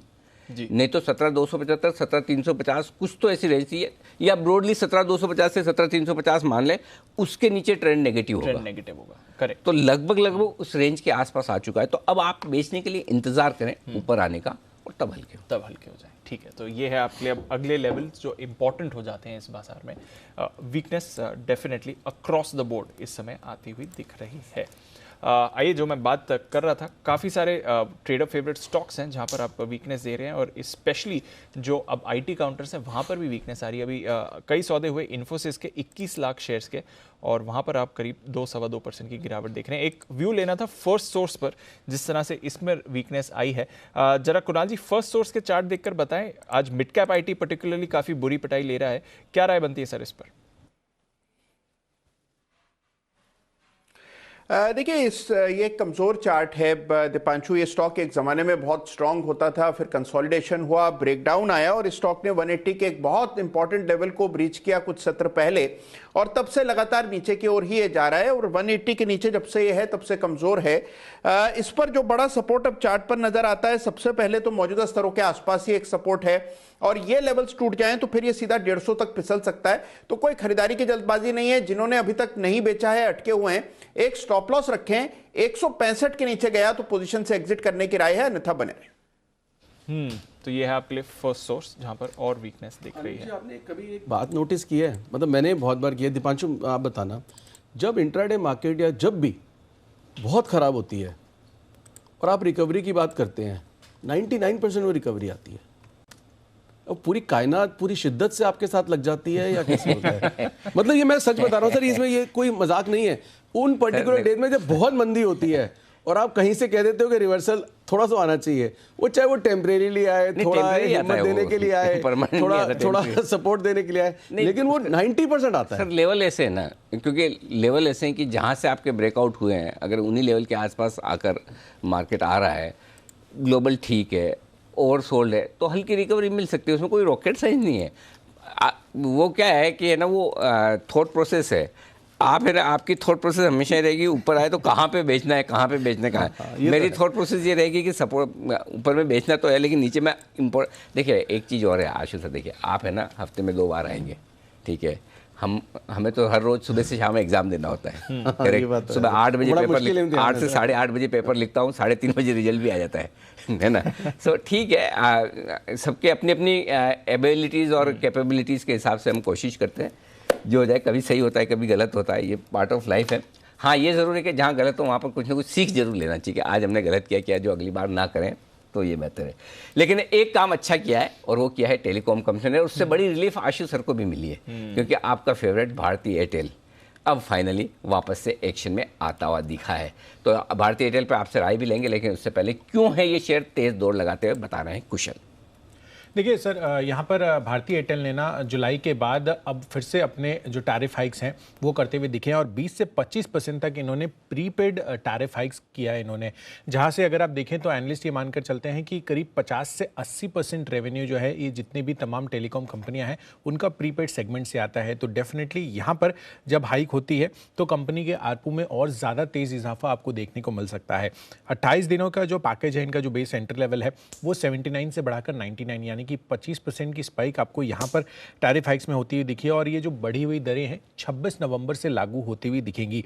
इनफैक्ट जो कंपनी का आरपू है वो कम से कम 200 रुपये करना ज़रूरी है, ऐसा कंपनी इनफैक्ट काफ़ी टाइम से कह भी रही है। बट डेफिनेटली अभी अगर आप जिस तरह का ये स्पाइक देख रहे हैं, आगे आने वाली जो तिमाहियाँ हैं कंपनी की वो काफ़ी दमदार रह सकती हैं। आप देखिए Q2 में भी ऑलमोस्ट एयरटेल जो है लीड करता हुआ नजर आया था, करीब 6.2% की बढ़त इनकी आय में ग्रोथ होती हुई दिखी थी, जहाँ पर जियो और वोडाफोन आइडिया की ऑलमोस्ट 3% से लेकर 4% की ही ग्रोथ थी। इनफैक्ट कंपनी के सब्सक्राइबर्स एडिशंस भी देखें तो यहाँ पर एयरटेल ही लीड लेता हुआ नजर आया था Q2 में, जहाँ पर 27 लाख सब्सक्राइबर्स जो हैं नए जुड़ते हुए दिखे थे, एज कम्पेयर टू जियो जहाँ पर 11 लाख जुड़े थे, जबकि वोडाफोन में करीब 24 लाख सब्सक्राइबर्स की जो है आपको लॉस होता हुआ दिखा था। बट ओवरऑल डेफिनेटली जिस तरह के नंबर्स दूसरी तिमाही के आते हुए दिखे हैं, और अब जो ये टैरिफ हाइक इन्होंने किया है, डेफिनेटली बाकी कंपनियां जो हैं वो टैरिफ हाइक करती हुई दिख सकती हैं, और इनकी आने वाली जो तिमाही है सभी टेलीकॉम कंपनियों की बेहतर साइड पर हो सकती है। आशु सर, वोडाफोन अच्छी से अच्छी खबर आ रही है, और आज वीक बाजार में भी होल्ड आउट करा है? नहीं कुछ नहीं है, कुछ आनी जानी नहीं है सर, दिवांशु होल्ड कर रहा है, टाइम वेस्ट, बिल्कुल कुछ भी, मतलब अपॉर्चुनिटी लॉस, आपका फ्रस्ट्रेशन, पेशेंस, मतलब सारा अगर साम दाम दंड ट्राई करना है तो वोडाफोन लेके बैठ जाओ। भारती में हाँ एयरटेल, बिल्कुल एयरटेल। भारत अगर लेना है तो लीडर लो, बिल्कुल भारती। वोडाफोन में कुछ भी नहीं। वोडाफोन नहीं, एयरटेल। हाँ एयरटेल, यस एयरटेल, ये बिल्कुल ठीक है। लेकिन फिर दीपांशु इतनी अच्छी न्यूज़ के बाद ये ऊपर आ चुका है, रेंज में चल रहा है, लेना डिप्स में है। इसके बाद ये 2 दिन 3 दिन पिछले हफ्ते भी 735-40 गया था, उसके बाद फिर 715-20 आया था, तो लेना डिप्स के अंदर है। डिप्स पर लेना है। वो डिप कब मिलेंगे पता नहीं, बट नजर रखिए एयरटेल। अनिल जी इस मार्केट में एक आपका शेयर, मतलब मुझे लगता है कि बहुत लोग आज मार्केट है इसलिए कॉल नहीं दे रहे, और कॉल दे देते हैं, और एक्सीडेंट के बाद, मतलब अब इंडिविजुअल एक्सीडेंट के बाद और मार्केट एक्सीडेंट के बाद जो स्ट्रेंथ दिखा रहा है ना अनिल जी, मतलब मेरी हिम्मत नहीं हो रही वो कॉल देने की। वेदांता अनिल जी हमारी खुद की कौन सी हो रही है? नहीं मतलब मैं देना चाहता हूँ अनिल जी, मैं गुरुवार को तो ये गिरा था, इस चक्कर में नहीं हो रही। आज इंडिविजुअल एक्सीडेंट, मार्केट के एक्सीडेंट के बाद जो आज स्ट्रेंथ दिखा रहा है अनिल जी, इसमें अल्टीमेटली हम भी तो इंसान है ना, इमोशंस तो ही है ना। सी पैसा जो ट्रेड कर रहा है उसका लगे या हमारे दर्शक का लगे, तकलीफ तो होती है ना, सीधी सी बात है। और अगर एक सिंपल सी चीज़ है, ये पता होता है कि आज 500 गिरेगा या 1500 बैंक निफ्टी गिरेगा या 1200 सेंसेक्स गिरेगा, तो फिर बात ही क्या थी, सुबह उतने जोर से बोल भी देते ना जी। तो सीधी सी बात है, कई सारी चीज़ें ऐसी होती है, और कई बार क्या आप बहुत जोर से बोल दो और मार्केट सपोर्ट लेवल से घूमे, तो थोड़ा आपको सावधानी रखनी ही होती है। एनीवे चलिए, तो चलता रहेगा, पार्ट ऑफ लाइफ है। वेदांता की आपने बात की है, तो चलिए आपका कॉन्फिडेंस बढ़ाने वाला काम कर दिया जाए। कुछ हो रहा है सर इसमें, जरा सचिन जी से, सॉरी जरा किरण जी से इसके चार्ट्स पर राय ली जाए। वेदांता, किरण जी बताइए। एक पॉजिटिव डाइवर्जन दिख रहा है अनिल जी, और लॉन्ग पोजीशंस क्रिएट करने की सलाह होगी। आपका स्टॉप लॉस 305 का रहेगा अगर पोजिशनल है। अगर एकदम 1 से 2 दिन का व्यू है तो 312 का स्टॉप लॉस के से भी आप लॉन्ग पोजीशंस क्रिएट कर सकते हैं। नेक्स्ट जो रेजिस्टेंस है वो लगभग 340 का है, वो टारगेट मान के चलने चाहिए। ठीक है, ये है आपके लिए राय वेदांता पर आती हुई। इस वक्त 30 लाख शेयरों का बड़ा सौदा वेदांता में होता हुआ दिख रहा है। अभी अभी ये खबर आपकी स्क्रीन पर आती हुई दिख भी रही। तो overall volume wise action, price wise action, क्या बात है, परसों के बाजार में कमज़ोर, आज के बाजार में मजबूत, बड़ा एक्शन, बड़ा वॉलेटिलिटी इस वक्त होता हुआ दिख रहा है। ये है आपके लिए तो ये वेदांता आपके लिए स्टॉक है जहाँ पर एक्शन भरपूर, और 18.5 रुपये का डिविडेंड और जोड़ दो तो दीप लगभग 345-40 के आसपास तो भाव है। तो अभी भी उस हिसाब से इसको देख के आपको ऐसा नहीं लगता कि ये अभी तक गिरा नहीं है? नहीं सर, इसमें देखिए, इसमें सर मतलब नहीं ठीक बात है, भाव ऊपर का खड़ा सर। इसमें एक्सीडेंट क्यों होगा? इसमें अगर मतलब एक हुआ, और सर सबसे ज्यादा स्ट्रेंथ आज दिखी उस एक्सीडेंट के बाद जब मार्केट का एक्सीडेंट हुआ, और सर ये अपनी एवरेज से, परसों के लोज से, नीचे का सर्किट पैनिक दिखा के सारा सर ये वीकर हैंड्स निकल गए सर। रिवर्सल भी हो गए। अब इसमें आप कहो ना शॉर्ट कवरिंग आएगी, 100% आएगी, बाकी किसी में शॉर्ट क्यों आएगी, कवरिंग क्यों आएगी? ठीक बात है। चलिए, तो ये है आपके लिए पूरा का पूरा एक्शन इस वक्त आता हुआ। वेदांता में भी कुछ ही स्टॉक्स हैं जो इस मार्केट में मजबूत दिख रहे हैं। एन लेटर के लिए भी दिन तो खराब है, नौकरी और नवीन फ्लोराइन 2 टॉप लूजर हैं वायदा कारोबार के। आज दोनों एन से शुरुआत होते हुए यहाँ पर आपको दिख रहे हैं, जबरदस्त गिरावट। थर्मैक्स में अच्छी मूव आ रही है सर इस समय। और एक राय मैं लेना चाहूँगा बंसल जी से भी, क्योंकि पिछले हफ्ते 10 की कमाई का भी आइडिया था। हमने देखा नतीजों के बाद बंसल जी जबरदस्त एक्शन में रहा है, और आज के बाजार में भी देखिए एक फ्रेश मूव थर्मैक्स में आती हुई दिख रही है। वैसे तो आपका पोजिशनल कॉल था, बट इंपॉर्टेंट लेवल्स थर्मैक्स के लिए क्या चल रहा है इस चार्ट में? देखिए दिवांशु, बेहतरीन टेक्निकल स्ट्रक्चर है, ब्रेकआउट हुआ है, और इंपॉर्टेंट लेवल्स की बात करें तो एक बड़ा लेवल 1650 का है, और छोटा लेवल देखें तो 1683 का एक छोटा लेवल है, सपोर्ट है। खरीदारी की राय है इन स्तरों पर, करेक्शन पर थर्मैक्स को बाय एंड होल्ड करना चाहिए। बाजार में भी ठीक है, लेकिन एक और जगह जहां पर आशु जी की नज़र नहीं पड़ी है या नहीं पड़ती, उसके बावजूद वो स्टॉक बहुत ज़्यादा तेजी से गिरे हुए हैं। ऐसे कौन से सर? हाँ है ऐसे कैसे हो सकता है? बताएंगे देवांशी बताइए जरा। एक मिनट, आपको बाहर न्यूज रूम से लिंक करवाएं? अगर आशु जी के पास बैठने में बहुत डर लग रहा है। नहीं सर, ये तो मतलब मेरी बोल नहीं पा रही है आपके पास सर, ये तो मेरी एबिलिटी, काबिलियत पे मतलब शक हो गया कि मैंने आइडेंटिफाई कैसे नहीं किया कौन से गिरे हुए हैं। चलिए, ऐसा समझिए आशु जी नहीं है। अब बोलिए। नहीं आशु जी अभी फिलहाल लिस्टेड हुए हैं, इसीलिए आपकी नजर नहीं पड़ी है। सर वो भी शॉर्ट कैसे कर सकते हैं, वो कैसे कर सकते हैं? चार्ट पे हिस्ट्री नहीं बनी है थोड़ी सी, इसीलिए आप देखिए जो रीसेंट वाले आईपीओज हैं वहाँ पे हम देख रहे हैं कि बड़ी गिरावट होती हुई दिख रही है। और हाल ही में जो लिस्टिंग हुई है उसमें सबसे बड़ी गिरावट तो हमने पेटीएम में देखी है। लिस्टिंग के दिन ही 27% की गिरावट। उसके अतिरिक्त आप देखिए पिछले 2 ट्रेडिंग सेशन से जो गिरावट होती हुई दिख रही है, इशू प्राइस से लगभग 40% तक की गिरावट हमने पेटीएम के आईपीओ में देख ली है। यही नहीं, बहुत सारे ऐसे आईपीओज हैं जहां पे हमने देखा था कि जो रिटेल पार्टिसिपेशन है वो काफ़ी ज़्यादा था ऐसे बाजार में। और उसके बाद लिस्टिंग के दिन भी हमने देखा थोड़ी सी गिरावट हुई थी। और अभी भी अगर आप उन आईपीओस को देखते हैं तो वो अपने इशू प्राइस से काफ़ी नीचे ट्रेड करते हुए दिख रहे हैं, जिसमें से आप देखिए फिनो पेमेंट्स एक वैसी कंपनी है जो फाइनेंशियल डिजिटल इस सेक्टर से बिलोंग करती है। और वहाँ पे भी हमने देखा था करीब 33-35% तक की गिरावट हमने देखी इशू प्राइस से। इसके साथ ही एसजीएस एंटरप्राइज जहाँ पे 22% तक की गिरावट है इशू प्राइस से अगर आप कंपेयर करते हैं। आदित्य बिरला सन लाइफ भी नीचे है, सफायर फूड्स हमने देखा। और इसके साथ ही आप देखिए CarTrade Technology, Krishna Diagnostic, Windlas Biotech, Suryoday Small Finance, Glenmark Life Sciences जैसे आईपीओ हैं जहां पे इशू प्राइस से नीचे ट्रेड करते हुए दिख रहे हैं। लेकिन अनिल जी यहां पे सवाल यही आता है कि अब तक जो रीसेंट आईपीओस हमने देखे हैं जहां पे रिटेल का जो पार्टिसिपेशन था वो काफ़ी ज़्यादा था, उसके बाद अब इशू प्राइस से नीचे है। ग्लेनमार्क लाइफ साइंसेज अच्छा आईपीओ था लेकिन इसके बावजूद लिस्टिंग जो इशू प्राइस था उससे भी नीचे लिस्ट हुआ था। सिमिलर केस अब जो इस हफ्ते 2 आईपीओज लिस्ट होंगे वहाँ पे किस तरह से अब एक तो लेटेंट होगा लेटेंट और टार्सन्स भी आने वाले हफ्ते में अच्छा होगा। तो वहाँ पे थोड़ा सा डर है। और आप देखिए जो ग्रे मार्केट प्रीमियम है टार्सन्स भी लेटेंट तो बढ़िया होगा। लेटेंट तो हमारी स्ट्रॉन्ग रिकमेंडेशन थी। और क्या कंपनी है, क्या मैनेजमेंट है, गजब का बिजनेस है वो। मतलब बहुत कम इतनी बढ़िया क्वालिटी के आईपीओस आते हैं। तो और वैसे भी छोटी प्राइस का भी है तो छोटी साइज का भी है तो वैसे वो एक कुशन और हो जाता है। बिल्कुल। तो बट लेटेंट तो और दूसरा टार्सन्स देखना होगा क्या कुछ होता है। अब आप एक और लिंक बनाओ कौन से इशू प्राइस से ऊपर है ताकि काम का मुझे क्लैरिफिकेशन देना था जी। वो शी मेंशन के क्योंकि आपने देखा नहीं अभी चार्ट नहीं बने उसके, तो मैं क्लैरिफाई करना चाहता था। मैं चार्ट देखता एफएनओ की वजह से एफएनओ वो चार्ट मैं चार्ट देखता भी नहीं हूँ, डेटा देखता हूँ। थोड़ा देखने का तरीका डिफरेंट है। एस्ट्रोलॉजर नहीं आके बताता, देखता डेटा ही हूँ लेकिन चार्ट्स नहीं देखता। नहीं ठीक बात। हाँ डेटा के हिसाब से। और जाहिर सी बात है जिस तरह का रेस्पॉन्स मिला उसके सामने हाल बड़ा बुरा है। और जिनको रेस्पॉन्स कम मिला उनका तो बहुत ही ज़्यादा बुरा है। पेटीएम कितना गिर गया? 1180 इशू प्राइस थी ना पेटीएम। 2150 इशू प्राइस था।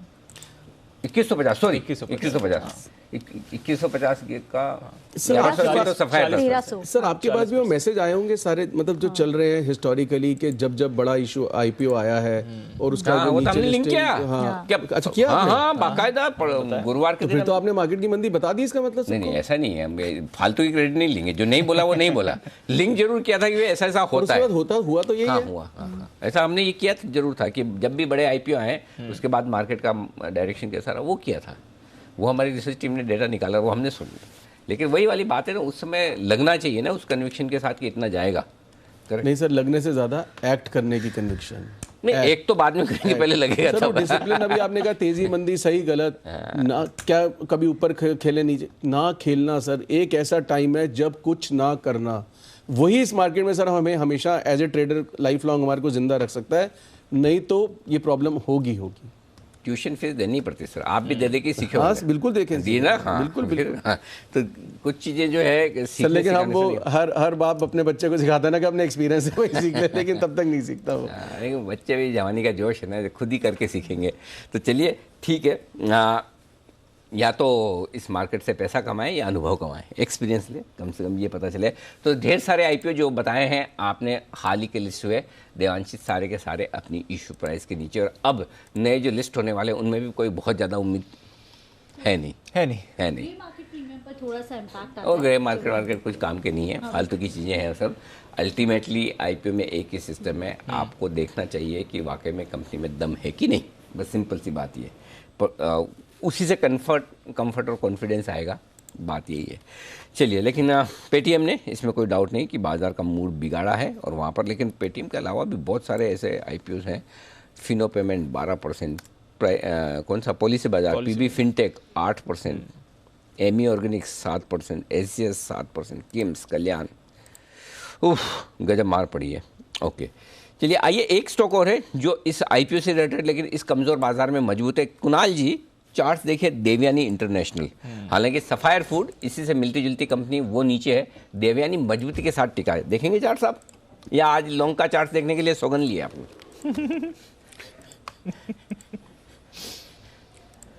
अनिल जी, मैं तो वार्तालाप सुन रहा था अनिल जी बड़े आनंद के साथ। आशु जी आए हुए थे, सारे एंकर्स को अनिल जी मेरी ओर से प्रणाम कीजिएगा। अनिल जी देखिए, जहां तक सवाल है देवयानी का, जी कुणाल जी आपसे देवयानी का सवाल पूछा गया था। मेरे मन में जिज्ञासा है जी, हाँ जिज्ञासा पहले पूछो आप। एक जिज्ञासा है छोटी सी अनिल जी। अनिल जी, ये आशु जी का आज आना तय था या इनको विशेष निमंत्रण से आज बुलाया गया? सेल्फ प्रपोज था। आशु जी ने बोला मुझे आना है। हाँ, सेल्फ प्रपोज था कुणाल जी। देखिए एक चीज आप जानते हैं, आशु जी, कुणाल जी, न तो आपके शो में आने जाने पर मेरी सेंसरशिप है, न आपके शो में कुछ भी कहने पर। बिल्कुल। आशु जी, आप जानते हैं मैं आईटीसी पे कितना बुलिश हूँ, आप जानते हैं मैं आइडिया पे भी पॉजिटिव हूँ, लेकिन आप इतने फ्रीली मेरे सामने आराम से ओपिनियन दे रहे, मैं कभी उसको काटता नहीं, बराबर। तो ये तो मार्केट है, देखिए सबकी अलग अलग, दो लोगों की हर वक्त ओपिनियन एक स्टॉक पे अलग अलग होती है, तभी बाय और सेल का ट्रेड हो रहा है। तो अपनी अपनी ओपिनियन सबकी, और सबका हमें सम्मान करना चाहिए। कभी हम सही होंगे, कभी आशु जी सही होंगे, ज़्यादातर आशु जी सही होंगे, कभी कभार हम सही होंगे। हाँ जी,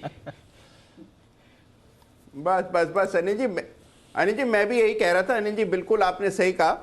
तो अनिल जी देखिए, जहां तक सवाल है देवयानी का, तो अनिल जी चार्ट बहुत अच्छा है, जितना सीमित चार्ट उपलब्ध है वो ठीक ठाक है, और एक करेक्शन आया था पिछले सप्ताह। इस सप्ताह हम देख रहे हैं कि थोड़ी वापस स्थिरता आ रही है बाजार की कमजोरी के बावजूद। मुझे एक सपोर्ट दिख रहा है 150 रुपए के आसपास जो सीमित चार्ट है उसमें, और संभव है कि वापस से 170 के लेवल्स आ जाएं। तो ऐसा कोई खरीदारी की राय नहीं है, लेकिन जिनके पास है 150 का स्टॉप लॉस रख लें, होल्ड करें। तो ये है आपके लिए देवयानी इंटरनेशनल, जहां पर आपको रखनी है नज़र। होल्ड आउट कर रहा है और अच्छी तरह होल्ड आउट करते हुए दिख रहा है। तो थोड़ी स्ट्रेंथ इस काउंटर में है कुछ पॉकेट्स बाजार की जो आपको स्ट्रेंथ भी दिखा रही हैं। वायदा कारोबार में ऑफकोर्स काफ़ी स्टॉक्स एक बीटिंग ले रहे हैं, बट कुछ स्टॉक्स हैं ब्रॉडर मार्केट्स के जहां पर आपको अच्छा एक्शन बनते हुए दिख रहा है। आइए, भसीन साहब भी हैं हमारे साथ तैयार, जुड़ते हैं उनके साथ भसीन के हसीन शेयर्स के।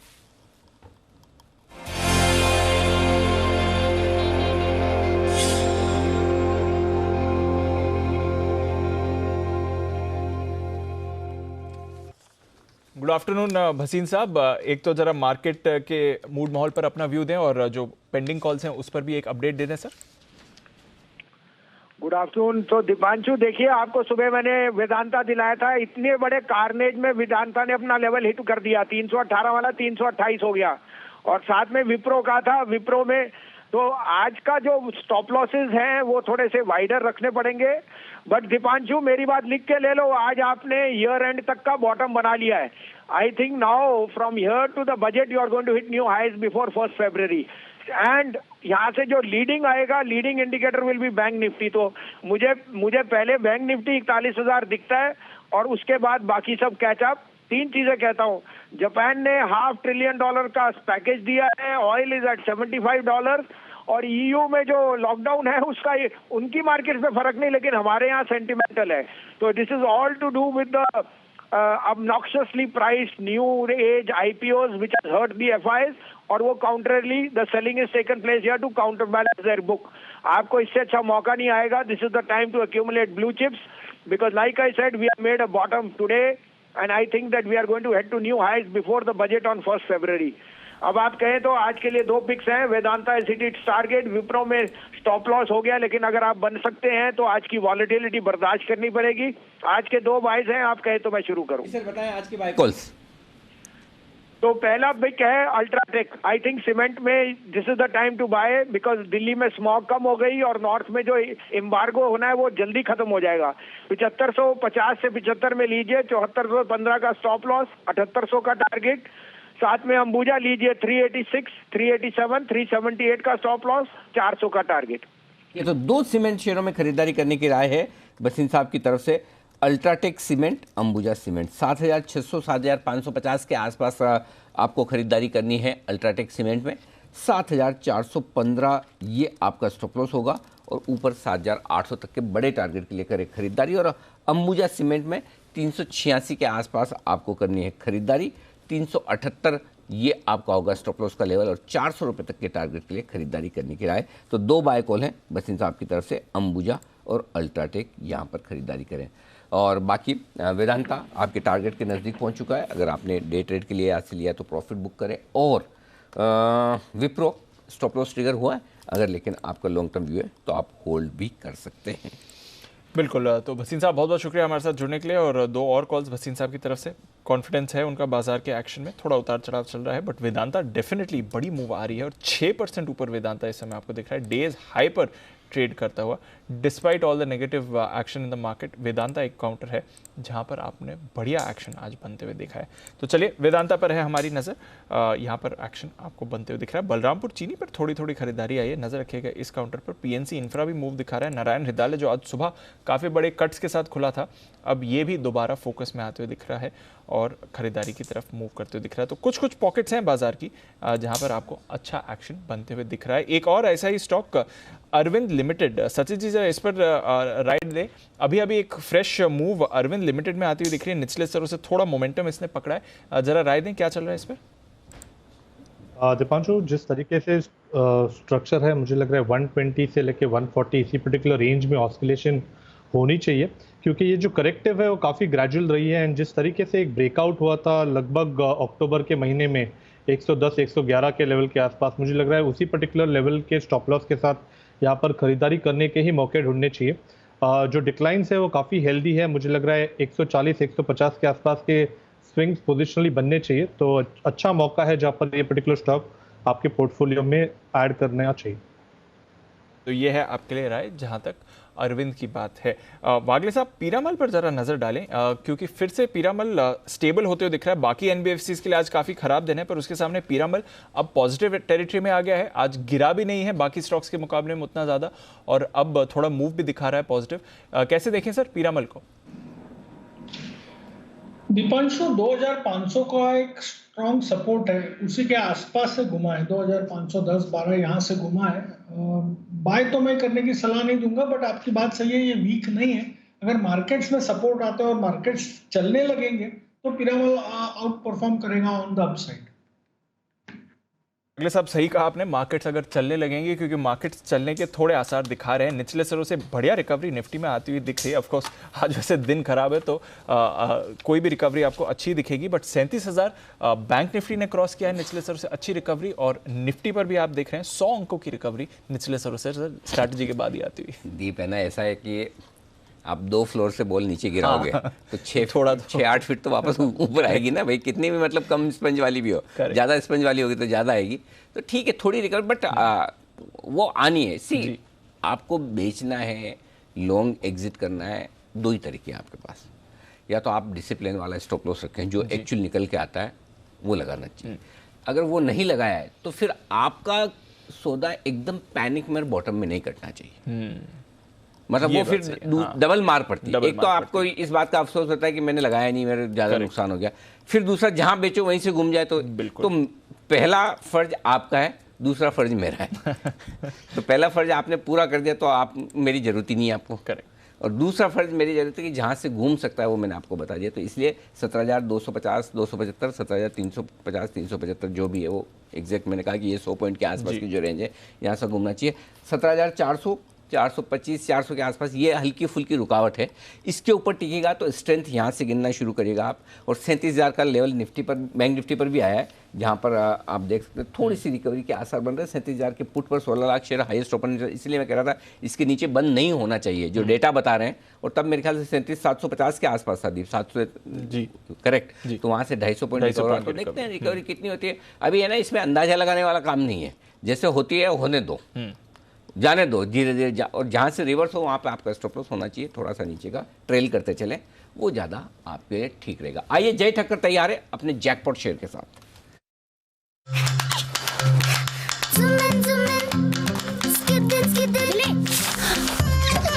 इबिक्स कैश हर खुशी के लिए काफी है।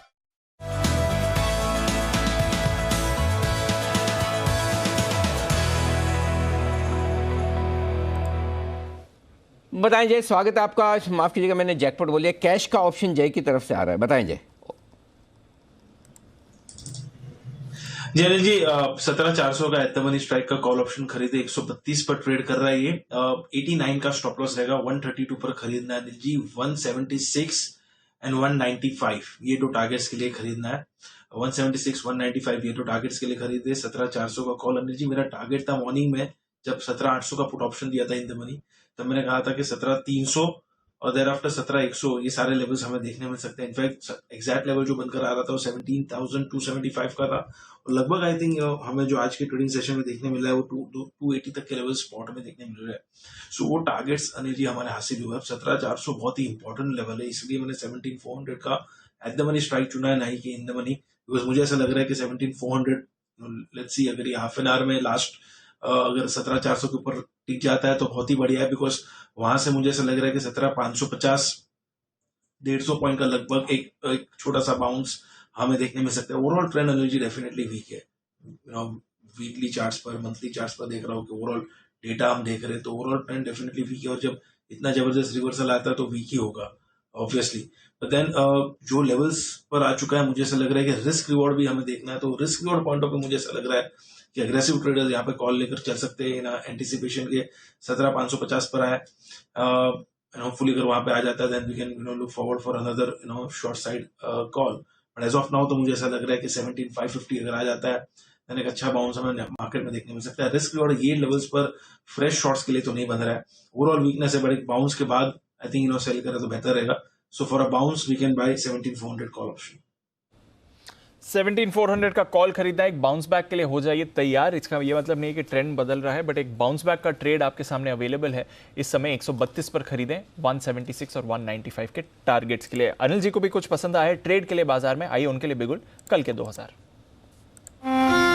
कभी कभी खुशी के लिए कुछ ज्यादा नहीं, एक अनजान दोस्त ही काफी है। इबिक्स कैश हर खुशी के लिए काफी है।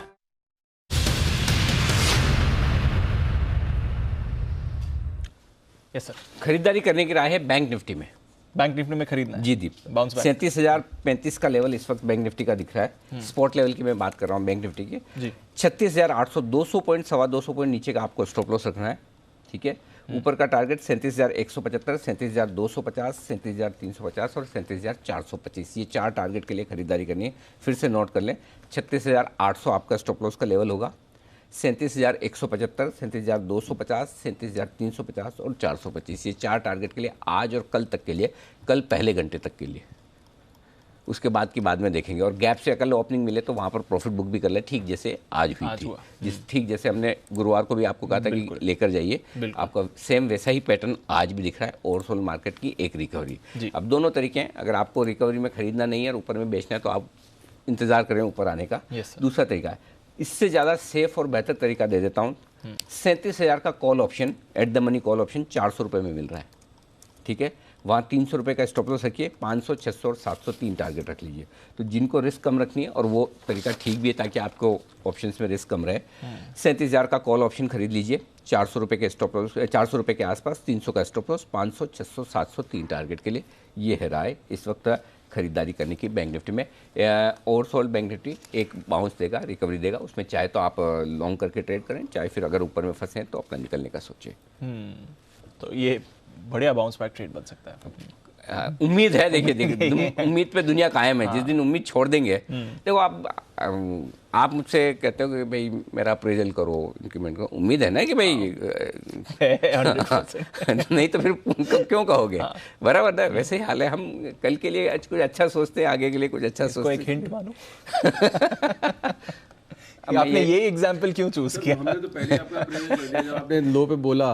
मैंने कहा ना आपने बोला है तो काश आप मेरे बॉस होते।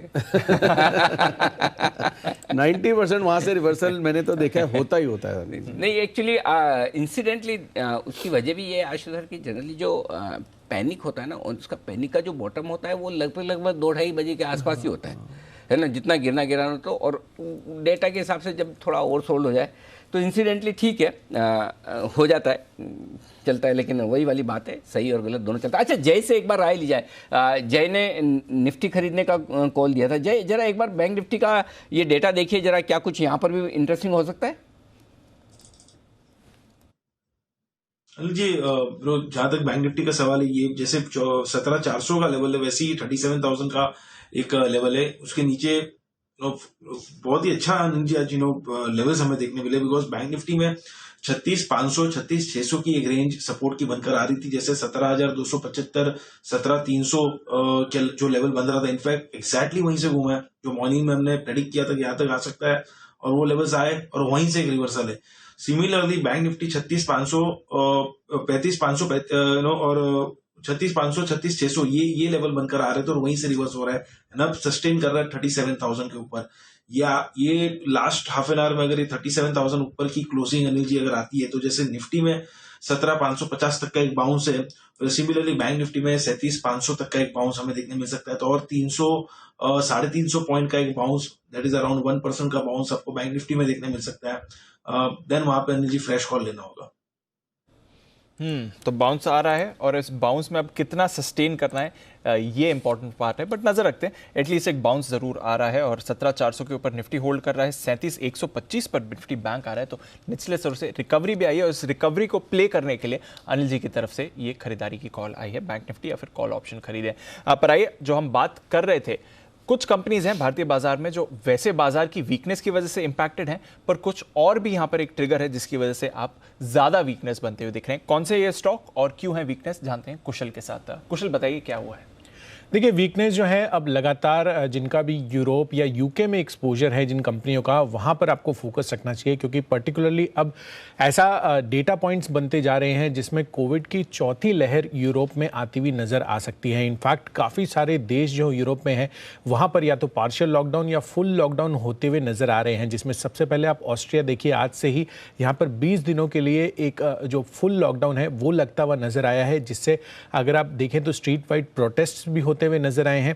बट जिस तरह से वहां पर अभी वैक्सीनेशन की दरें चल रही हैं उस चीज़ को ध्यान में रखते हुए और जो लगातार डेली केसेस आ रहे हैं, ऑस्ट्रिया पे मैंने नंबर्स देखे, लास्ट 5 डेज में एवरी डे 14,000 से ज़्यादा केसेस, नए केसेस वहाँ पर दर्ज होते हुए नज़र आ रहे हैं। इनफैक्ट अगर आप नेदरलैंड्स को भी देखें तो यहाँ पर भी पिछले शनिवार को नेदरलैंड्स 3 हफ्ते के लिए पार्शियल लॉकडाउन इन्होंने भी लगाया है। और आप देखिए जिस तरह से अभी फेस्टिव मूड माहौल है, क्रिसमस के पहले काफ़ी सारी शॉप्स और रेस्टोरेंट्स और इस साथ साथ अगर आप मार्केट्स की बात करें तो वो बंद होते हुए नज़र आएंगे और एसेंशियल सर्विसेज बेसिकली जो पार्शियल लॉकडाउन या लॉकडाउन कर्फ्यूज़ होते हुए नज़र आएंगे उसको ध्यान में रखते हुए सिर्फ वो सब सर्विसेज ही चालू रहेंगी। तो डेफिनेटली जिस तरह का अभी डेटा पॉइंट्स बन रहे हैं, ऐसा हो सकता है कि पूरे यूरोप में फैक्ट्री एक्टिविटीज़ पर भी इम्पैक्ट आता हुआ नज़र आए, जिससे काफ़ी सारी कंपनियां जिनका यूरोप या यूके में एक्सपोजर है, मिसाल के तौर पर टाटा स्टील आप देखिए 55% से ज़्यादा रेवेन्यू इनका यूरोप यूके से आता है। इनफैक्ट टाटा एलेक्साई भी 50%, बालकृष्ण इंडस्ट्रीज, फर्स्ट सोर्स, साथ ही मदरसन सुमी 40% से ज़्यादा रेवेन्यू ये यूरोप से डिराइव करते हैं। तो डेफिनेटली ये जो यूरोप ओरिएंटेड कंपनियां हैं जिसमें Tata Motors, TCS, Tech Mahindra जैसे स्टॉक्स भी शामिल हैं, इनको अपने आप को फोकस में रखना होगा, क्योंकि जिस तरह से वहाँ पर डेटा पॉइंट्स बन रहे हैं डेफिनेटली हो सकता है कि इनकी अर्निंग्स जो है इन सब रीजन से इम्पैक्ट होती हुई नजर आए। इन पर्टिकुलर मदरसन की आप बात कर रहे हैं कुछ? जी बिल्कुल। तो मदरसन पर रखिए नज़र। कुछ आईटी काउंटर्स भी हैं और इसलिए कुछ चुनिंदा मिड कैप आईटी कंपनीज हैं, जैसे कि फर्स्ट सोर्स जिसकी अभी हम बात कर रहे थे, वहाँ पर बड़ा एक्सपोजर है इनका। टाटा एलेक्सी को इम्पैक्ट आ सकता है। मैस्टेक पर रखिए नज़र। साथ ही हम देख रहे हैं टाटा स्टील का यूरोप एक्सपोजर और मदरसन तो ऑफकोर्स यूरोप की ऑटो इंडस्ट्री से काफ़ी क्लोजली लिंक्ड है। तो ये आपके लिए कुछ काउंटर्स हैं जहां पर वीकनेस बनती हुई दिख सकती है। एक राय जरा टाटा स्टील पर भी ली जाए, सचिन जी जरा राय दें इस पर। वैसे भी आज के करेक्शन से पहले धीरे धीरे करके टाटा स्टील फिसल रहा था, आज सरप्राइजिंगली उतनी गिरावट नहीं है और फर्स्ट हाफ में तो टाटा स्टील और बाकी मेटल स्टॉक्स में पॉजिटिव एक्शन बना हुआ था। क्या राय है इस पर सचिन जी? दीपांशु, वीकनेस काफ़ी रही थी, बट जिस इंटेंसिटी से पिछले 3 दिनों की गिरावट हुई है वो इंटेंसिटी इतनी ज़्यादा नहीं है। इनफैक्ट अपने 200 डे एक्सपोनेंशियल मूविंग एवरेज के काफ़ी नज़दीक आ चुका है। तो मुझे लग रहा है यहाँ पर कहीं जाकर जो एक नेगेटिव बायस है, एक करेक्टिव मोड था, मुझे लग रहा है वो कहीं जाकर एक डाइल्यूट हो रहा है एंड जल्द ही ये पर्टिकुलर स्टॉक मुझे लग रहा है स्टेबलाइज हो जाना चाहिए। तो यहाँ पर फ्रेश पिक वाली की सलाह तो बिल्कुल भी नहीं है। इनफैक्ट मुझे लग रहा है यहाँ पर एक अच्छा जोन है जहाँ पर एक रिवर्सल फॉर्मेशन इस्टेब्लिश होना चाहिए। सो लगभग 1160 से 1130 ये जोन हम देख रहे हैं कि इसी पर्टिकुलर जोन के आसपास कुछ टर्न अराउंड पॉइंट्स मिले जहां पर खरीदारी करने का मौका वापस बन सकता है। तो फिलहाल तो यहाँ पर शॉर्ट करने की सलाह बिल्कुल नहीं है। हाँ, अब शॉर्ट नहीं करना है, ये क्लियर आपके लिए सलाह आ रही है। खरीदारी नहीं भी करें तो ठीक है, पर अब शॉर्ट नहीं करना है, ये राय इस समय टाटा स्टील पर है। निचले स्तरों से काफ़ी सारे स्टॉक्स रिकवर भी होते हुए दिख रहे हैं। आईसीआईसीआई बैंक में निचले स्तरों से अच्छी रिकवरी आपने आती हुई देखी है। कैनरा भी रिकवर हो रहा है, बंधन में खरीदारी है। इंटरग्लोब हालांकि 4% नीचे है, बट निचले स्तर से रिकवर हो रहा है। इंडेक्स से जुड़े कुछ काउंटर्स तो आईसीआईसीआई बैंक और एचडीएफसी बैंक दोनों में ही निचले स्तरों से खरीदारी आई है। कोटक बैंक भी थोड़ा निचले स्तरों से सुधरते हुए दिख रहा है। तो कुछ काउंटर्स हैं जहां पर आप नीचे से सपोर्ट आते हुए देख रहे हैं और इसलिए इंडेक्स पर भी एक्शन थोड़ा बना हुआ है। अनिल जी से अभी फाइनल मार्केट स्ट्रैटेजी लेने का भी टाइम आ रहा है, पर उससे पहले बैन से बेनिफिट, वायदा कारोबार की बैन लिस्ट में क्या कुछ बदलाव हो सकते हैं, आइए जानते हैं आशीष चतुर्वेदी के साथ।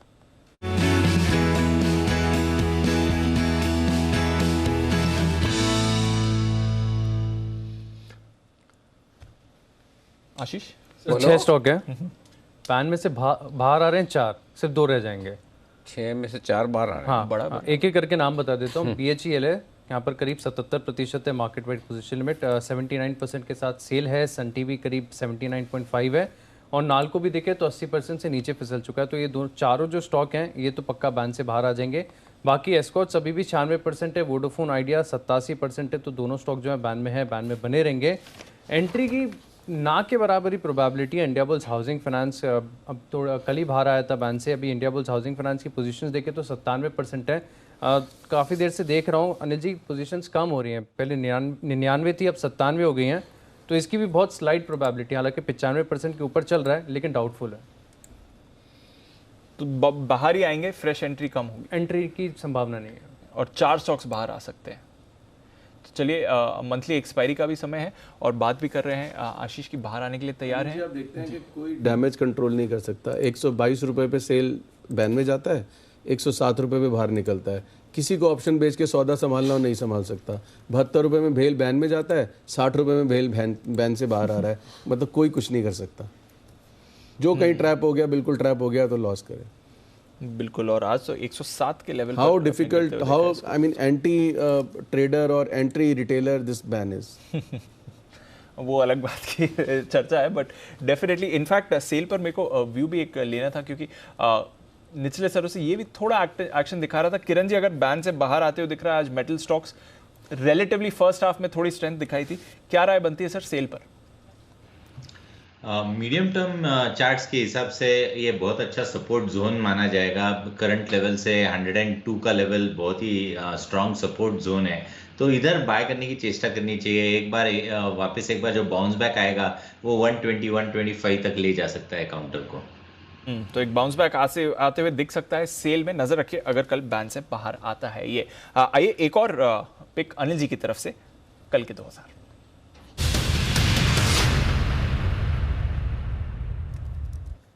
जी सर। दीप, खरीदारी करने की राय है निफ्टी में बीटीएसटी के तौर पर, प्योरली बीटीएसटी के तौर पर। कल शुरुआत के 15 मिनट, आधा घंटे में, 10 मिनट में आपको एग्जिट कर लेना है। 17,415 17,420 के आसपास है निफ्टी। स्टॉप लॉस स्ट्रिक्टली आज के लो का थोड़ा दूर है, लेकिन मेरे पास ऑप्शन नहीं है, वही देना पड़ेगा। 17,275 का रखेंगे, ठीक है। मैं सारे स्पॉट लेवल बता रहा हूँ। 17,440, 475, 500 और 525, ये 4 टारगेट है। उसके बाद रिव्यू करेंगे। 17,440, 475, उनमें छोटे टारगेट। आप ये सोचेंगे 415 पे तो ये 440 का टारगेट क्यों? उसका रीजन मुझे मालूम है, ऐसा सवाल आएगा। ये टारगेट नहीं है जी, ये वो लेवल है जहाँ से आपको स्टॉप लॉस रिवाइज करते जाना है, राइट, है ना। जैसे 17,440 पहुँचा, तो आपको स्टॉप लॉस रिवाइज करना है। 17,275 वाला स्टॉप लॉस आप 17,325 पे ले आए, करेक्ट। 475 पहुंचा है तो फिर आपका स्टॉप लॉस 400 पे आ जाए, 500 के आसपास प्रॉफिट बुक करें, इस तरह से, ताकि आपको पता रहे। नहीं बताऊंगा तो फिर आपको याद नहीं रहेगा, इसलिए मैं चिंता न करें। 440 होने पे मैं ठप्पा नहीं लगाऊंगा टारगेट अचीव वो चिंता न करें, लेकिन ये बताना जरूरी। और दीप, आपको याद होगा, फिर दिलाता हूँ फिर, 17,400 440 की रेंज में निफ्टी कई बार अटका जी, और उसके बाद ब्रेकआउट हुआ था जी। और वो ब्रेकआउट हुआ तो हमको लग रहा था 17,500 कब होगा। जिस दिन ब्रेकआउट हुआ उस दिन 17,500 नहीं, सीधा 17,600 के ऊपर की क्लोजिंग मिली थी। यस सर, फ्लैशबैक में जाइए, मुझे सब याद रहता है वो सारा। सो इसलिए पहला अटकने का लेवल 17,440 है, जो शायद आज वहीं पर पहुंचे। उसके बाद के जो लेवल बनेंगे वो 475, 500, 525 के हर 25 पॉइंट पर, ताकि आप अपना स्टॉप लॉस ट्रेल करते चलें और ऊपर की तरफ ले जाए। दूसरा तरीका है 17,400 का कॉल ऑप्शन है, 140 रुपये में खरीदिए। 100 रुपये में बेचिए, 100 रुपये का स्टॉप लॉस रखिए, 180, 200 और 220 ये 3 टारगेट है। 17,400 का कॉल ऑप्शन, 100 में स्टॉप लॉस लगाना है, 140 में लेना है, 180, 200 और 220। तीसरा जो आशु जी का फेवरेट है, वो आशु जी बैठे इसलिए दे रहा हूँ एक सामने कॉल बेच दो, चाहे तो आप 17,600 का बेच दें, वो भी कर सकते हैं, करना चाहिए। 17,600 का बेच दें, क्योंकि उससे ऊपर के मैं खुद भी नहीं देख रहा अपसाइड, तो आप 17,600 का कॉल ऑप्शन बेच दीजिए, 17,400 का लेकर 17। तो जो वाली स्ट्रेटजी आपको पसंद आए, समझ में आए, अपने रिस्क के हिसाब से ये मान के चलें इस हिसाब से कि कल वो आपका स्टॉप लॉस ट्रिगर हो सकता है, और हो तो निकल भी जाना है, क्योंकि ट्रेंड के अगेंस्ट में हम एक ट्रेड ले रहे हैं रिकवरी की उम्मीद में, वो डिसिप्लिन के साथ होना ज़रूरी है, ये ध्यान में रखें जी। क्लियर है सर। बाय द वे, आप निफ्टी पर आप कॉल दे रहे हैं, बैंक निफ्टी का पहला टारगेट हिट 37,175, बहुत बढ़िया रिवर्सल आया। हाँ, बैंक 37,175 आ गया, ठीक। स्टॉप लॉस ट्रेल करते चले, अब ट्रेल करते, हाँ, स्टॉप लॉस ट्रेल करते चले। इसीलिए छोटे टारगेट का पर्पस ये है ताकि आप वहां पर स्टॉप लॉस ट्रेल कर लिया। कोई अगर ज्यादा क्वांटिटी कर रहा है तो थोड़ा प्रॉफिट बुक हो गया तो आपका कुशन बन जाता है जी, वैसा है। क्योंकि एग्जैक्टली तो हमें भी नहीं पता होता किस लेवल से, नहीं तो एक ही दे देवे ना, जो आओ जी 37,500 हो जाएगा तथास्तु, ऐसा नहीं होता ना। मार्केट है, धीरे धीरे करते चले। बाकी तो आपकी स्ट्रेटजी भी एक बार ले लेते हैं सर, डेटा भी जान लेते हैं आपकी तरफ से। चलिए आइए, वैसे तो अनिल जी ने स्ट्रैटेजी निफ्टी बैंक निफ्टी दोनों की दी है, बट डेटा क्या कह रहा है ये भी जान लेते हैं मार्केट स्ट्रैटेजी में।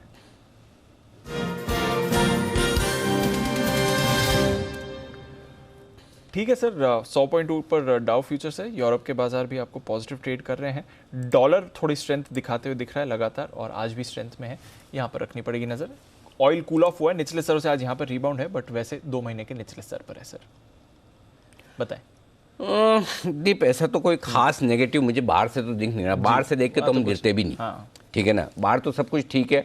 बाहर वाले मार्केट आपको एक रिकवरी दे सकते हैं जो देंगे कल, ऐसा लग रहा है। बट वही वाली बात है कि आज का फिगर फिर बना, अब इस फिगर में समझ में जाता पेटीएम कितना है ना भाई, जो दिख रहा भाई अल्टीमेटली देखिए पेटीएम लिया तो उन्होंने, आज देखिए हमारा रिटेल दुखी है जी, समझ में आता है दुखी है बराबर। 18,000 करोड़ का आईपीओ है, 10% रिटेल का कोटा है, 1800 करोड़। 1800 करोड़ में रिटेल ने 300 करोड़ 400 करोड़ से ज़्यादा तो नहीं बेचा होगा लॉस में जी। रिटेल वाला इस आदमी जो बेचता ही नहीं, ठीक है, तो बेचा फिर किसने? बड़े लोगों ने। उनकी सेलिंग कहाँ दिख रही है? ये 4,000 करोड़ के आंकड़े में दिख रही है। आज फिर से 10-12% पेटीएम नीचे, तो जो सेलिंग है एफआईज की सेलिंग से बाकी मार्केट भी गिर रहा है जी, लेकिन जो सेलिंग है उनकी चुनिंदा स्टॉक्स में ही है, हर एक में नहीं है। हो सकता है थोड़ा रिलायंस बेचा हो सकता है पेटीएम बेचा हो। 3,000 करोड़ की पेटीएम की डिलीवरी अगर उतर जाती है, बड़ी बात नहीं है ना, बड़ी बात नहीं है सर, तो वो आपको आंकड़े में दिखता है कि 2 दिन में 3,000-4,000 करोड़ का पेटीएम बिक गया जी, करेक्ट। लेकिन हमारा मूड पूरा खराब होता है कि एफआईज बहुत बेच रहे हैं, हो सकता है काउंटर 2 ही बेचे हों, बट उसी की वजह से, लेकिन है तो है। इसलिए कभी कभी थोड़ा रैशनल सोचना भी जरूरी है। और कौन जाने पेटीएम भी, अब तो देखो अगर किसी को रहम है पेटीएम में, अब लेने का भाव तो आ रहा है सर। पेटीएम ने न्यू लिस्टिंग सारी खराब कर दी है, ग्रे मार्केट सारी खराब कर दी है। अरे ग्रे, ये वाला भी तो खराब कर दिया, ये कौन सा अच्छा रखा है? ये तो पेटीएम का मतलब नहीं ब्लेम कर सकते, लेकिन बाकी जो अच्छे न्यू लिस्टिंग्स होने थे या जिसके चांसेस, लेकिन अब ये भाव में पेटीएम सही है। आईपीओ इस भाव में लाना चाहिए, हाँ आईपीओ इस भाव में लाना था, जिस भाव में आया उस भाव में नहीं। बिल्कुल, ये भाव में आईपीओ आता तो आज शायद वो भाव दिख जाता जो है, जिसपे वो लाना चाहते हैं डेफिनेटली। क्योंकि एक बार अगर आपको लिस्टिंग पे पैसा बनाने की जगह मिल जाए तो फिर लोग कैसे लाइन लगा के लेते हैं, वो आपने नायका में देख लिया। बिल्कुल, और आप देखिए नायका की लिस्टिंग के बाद नेक्स्ट डे आया कि प्लेज किया है, रिजल्ट आया खराब, उसके बावजूद नायका खराब नहीं हुआ। बिल्कुल, ये कंफर्ट होता है अच्छी प्राइस पे आईपीओ लाके अच्छी लिस्टिंग का, कि लोग जल्दी से बेचते नहीं। क्यों बेचेंगे भाई, आधे हमारे भाव से तो आधा कॉस्ट है, नहीं बेचेंगे। ये बड़ा कंफर्ट आता है इन्वेस्टर्स में। इसलिए मैं फिर कह रहा हूँ पेटीएम भी जो बेच रहे हैं वो लोग वो बेचें जो इंस्टीट्यूशनल है। रिटेल तो कभी 50% में आज तक नहीं बेचा, करेक्ट, कचरा तक नहीं बेचा, तो पेटीएम कहाँ से बेचेंगे? करेक्ट, काफ़ी सारे हटके हुए हैं अभी। हाँ, लेकिन मुझे ऐसा लगता है देखिए फ्रेंकली हाई रिस्क वाला मामला है, और मैं अपनी गर्दन को दाव पे लगे, अगर आपके पेटीएम के आईपीओ में अलॉटमेंट लगा है और आपकी ताकत है रिस्क लेने के लिए, 1200-1300 रुपये के आसपास एवरेज करना चाहिए ताकि आप निकल पाएँ, या करना चाहिए, ये करना चाहिए। अब लेवल है, अब लेवल सही है, 50% 60% आपकी इशू प्राइस नीचे, अब लेना चाहिए। चलिए तो नजर रखते हैं पेटीएम पर। यहाँ से पेटीएम ने sir like many other past instances एक नेगेटिव मेमोरी बना दी सर, मतलब खराब कर दिया। बाय द वे 440 निफ्टी पहला टारगेट हिट सर, तो बैंक निफ्टी और निफ्टी नहीं, टारगेट उसको मानेंगे नहीं, टारगेट नहीं मानेंगे। पहला लेवल जहां पर आपको स्टॉप लॉस रिवाइज मैंने इसलिए पहले कहा था कि ये ना लगे लोगों लगे हम खाली, इसलिए अल्टीमेटली आपका पैसा बनेगा तो फायदा है, लेवल कोई भी आए उससे मतलब नहीं। ठीक बात। चलिए, तो थोड़ा रिकवरी के आसार बाजार में। आइए देखते हैं जय ने क्या किया स्पॉट, बिगुल जय का जैकपॉट।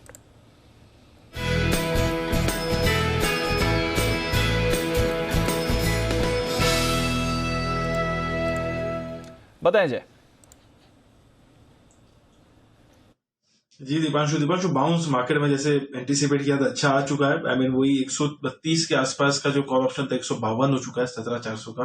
दीप आप खरीदना है जेएसडब्ल्यू स्टील का 650 के स्ट्राइक का कॉल ऑप्शन 14 रुपए के आसपास ये ट्रेड कर रहा है। दीप यहाँ पे खरीदे एंड यहाँ पे स्टॉप लॉस लगाया 8 रुपए 50 पैसे का। फर्स्ट टारगेट बनेगा इसका 21 का, सेकंड टारगेट बनेगा 25 का। 21 और 25 ये दो टारगेट्स के लिए 650 के स्ट्राइक का कॉल ऑप्शन खरीदे। ये स्टॉक काफी कंफर्टेबली ट्रेड कर रहा है दीप आज के ट्रेडिंग सेशन में। इतने नेगेटिव मार्केट में भी अगर आप देखें तो ये साइडवेज टू पॉजिटिव ट्रेड कर रहा है। एंड एक चीज मैं यहाँ पे देखने मिल रही है जो कि मेटल स्टॉक्स काफी ओवरसोल्ड है, उसमें से जेएसडब्ल्यू स्टील में एक फॉलिंग वेज पैटर्न फॉर्म हुआ है दीपांशु टेक्निकली अगर आप देखें तो। और जनरली ऐसा पैटर्न जब भी बनता है एक बाउंस आता है एंड देयर आफ्टर अगर गिरावट आने की है तो आती है, पर एक बाउंस उसके पहले जरूर आता है। तो मुझे ऐसा लग रहा है कि जेएसडब्ल्यू स्टील में एक छोटा सा बाउंस बैक इस लेवल से आ सकता है, इसलिए इसको खरीद के चलने की सलाह है। ऊपर में मुझे ऐसा लग रहा है कि 670 75 ये स्पॉट लेवल्स हमें दीपांशु देखने मिल सकते हैं। अगर वो आता है तो हमारे जो ये टारगेट से कॉल ऑप्शन के 21 और 25 वो इजीली हासिल हो सकते हैं, बिकॉज 650 का स्ट्राइक का कॉल ऑप्शन है। 25 रुपए इसकी इंट्रिंसिक वैल्यू ऐसी हो जाती है अगर ये 675 रीच करता है तो। ओके, तो ये है आपके लिए राय जय की तरफ से। रिकवरी के लिए कुछ स्टॉक्स को आपको प्ले करना है। बैंकिंग स्टॉक्स में भी रिकवरी आ रही है। मेटल स्टॉक्स तो सुबह भी जब एक रिकवरी का अटेम्प्ट आया था तो सबसे आगे मेटल्स ही दिखे थे, पर निचले स्तरों से देखिए जेएसडब्ल्यू स्टील में है खरीदारी। आईसीआईसीआई बैंक में निचले स्तरों से अच्छी खरीदारी आपको आती हुई दिख रही है। एचडीएफसी बैंक खरीदारी दिखा रहा है। TCS, Infosys, ITC, Wipro, Tata steel, सभी के सभी ये काउंटर्स जो है निचले स्तर से, ऐसा नहीं है कि सारे पॉजिटिव हैं, बट निचले स्तरों से ये थोड़ा थोड़ा सपोर्ट और रिकवरी आसार देख रहे हैं। स्पेशली आईसीआईसीआई बैंक जो निफ्टी और बैंक निफ्टी दोनों को सहारा दे रहा है। बैंक निफ्टी 37,250 के लेवल पर आपको आते हुए दिख रहा है। तो जो दूसरा टारगेट भी था अनिल जी का, वो भी लगभग बैंक निफ्टी पर इस समय अचीव होते हुए दिख रहा है। तो बैंक्स में रिकवरी जो आई है वो बैंक्स लीड कर रहे हैं। ट्रेडर जो हैं और जिनको लगता है कि हमें रिस्क कम रखनी है वो प्रॉफिट बुक कर सकते हैं। प्रॉफिट बुक कर लें, हाँ, कर भी सकते हैं, कोई दिक्कत नहीं, क्योंकि आपको आराम से 200-250 पॉइंट मिल रहे हैं बिल्कुल आधे पौन घंटे में जी।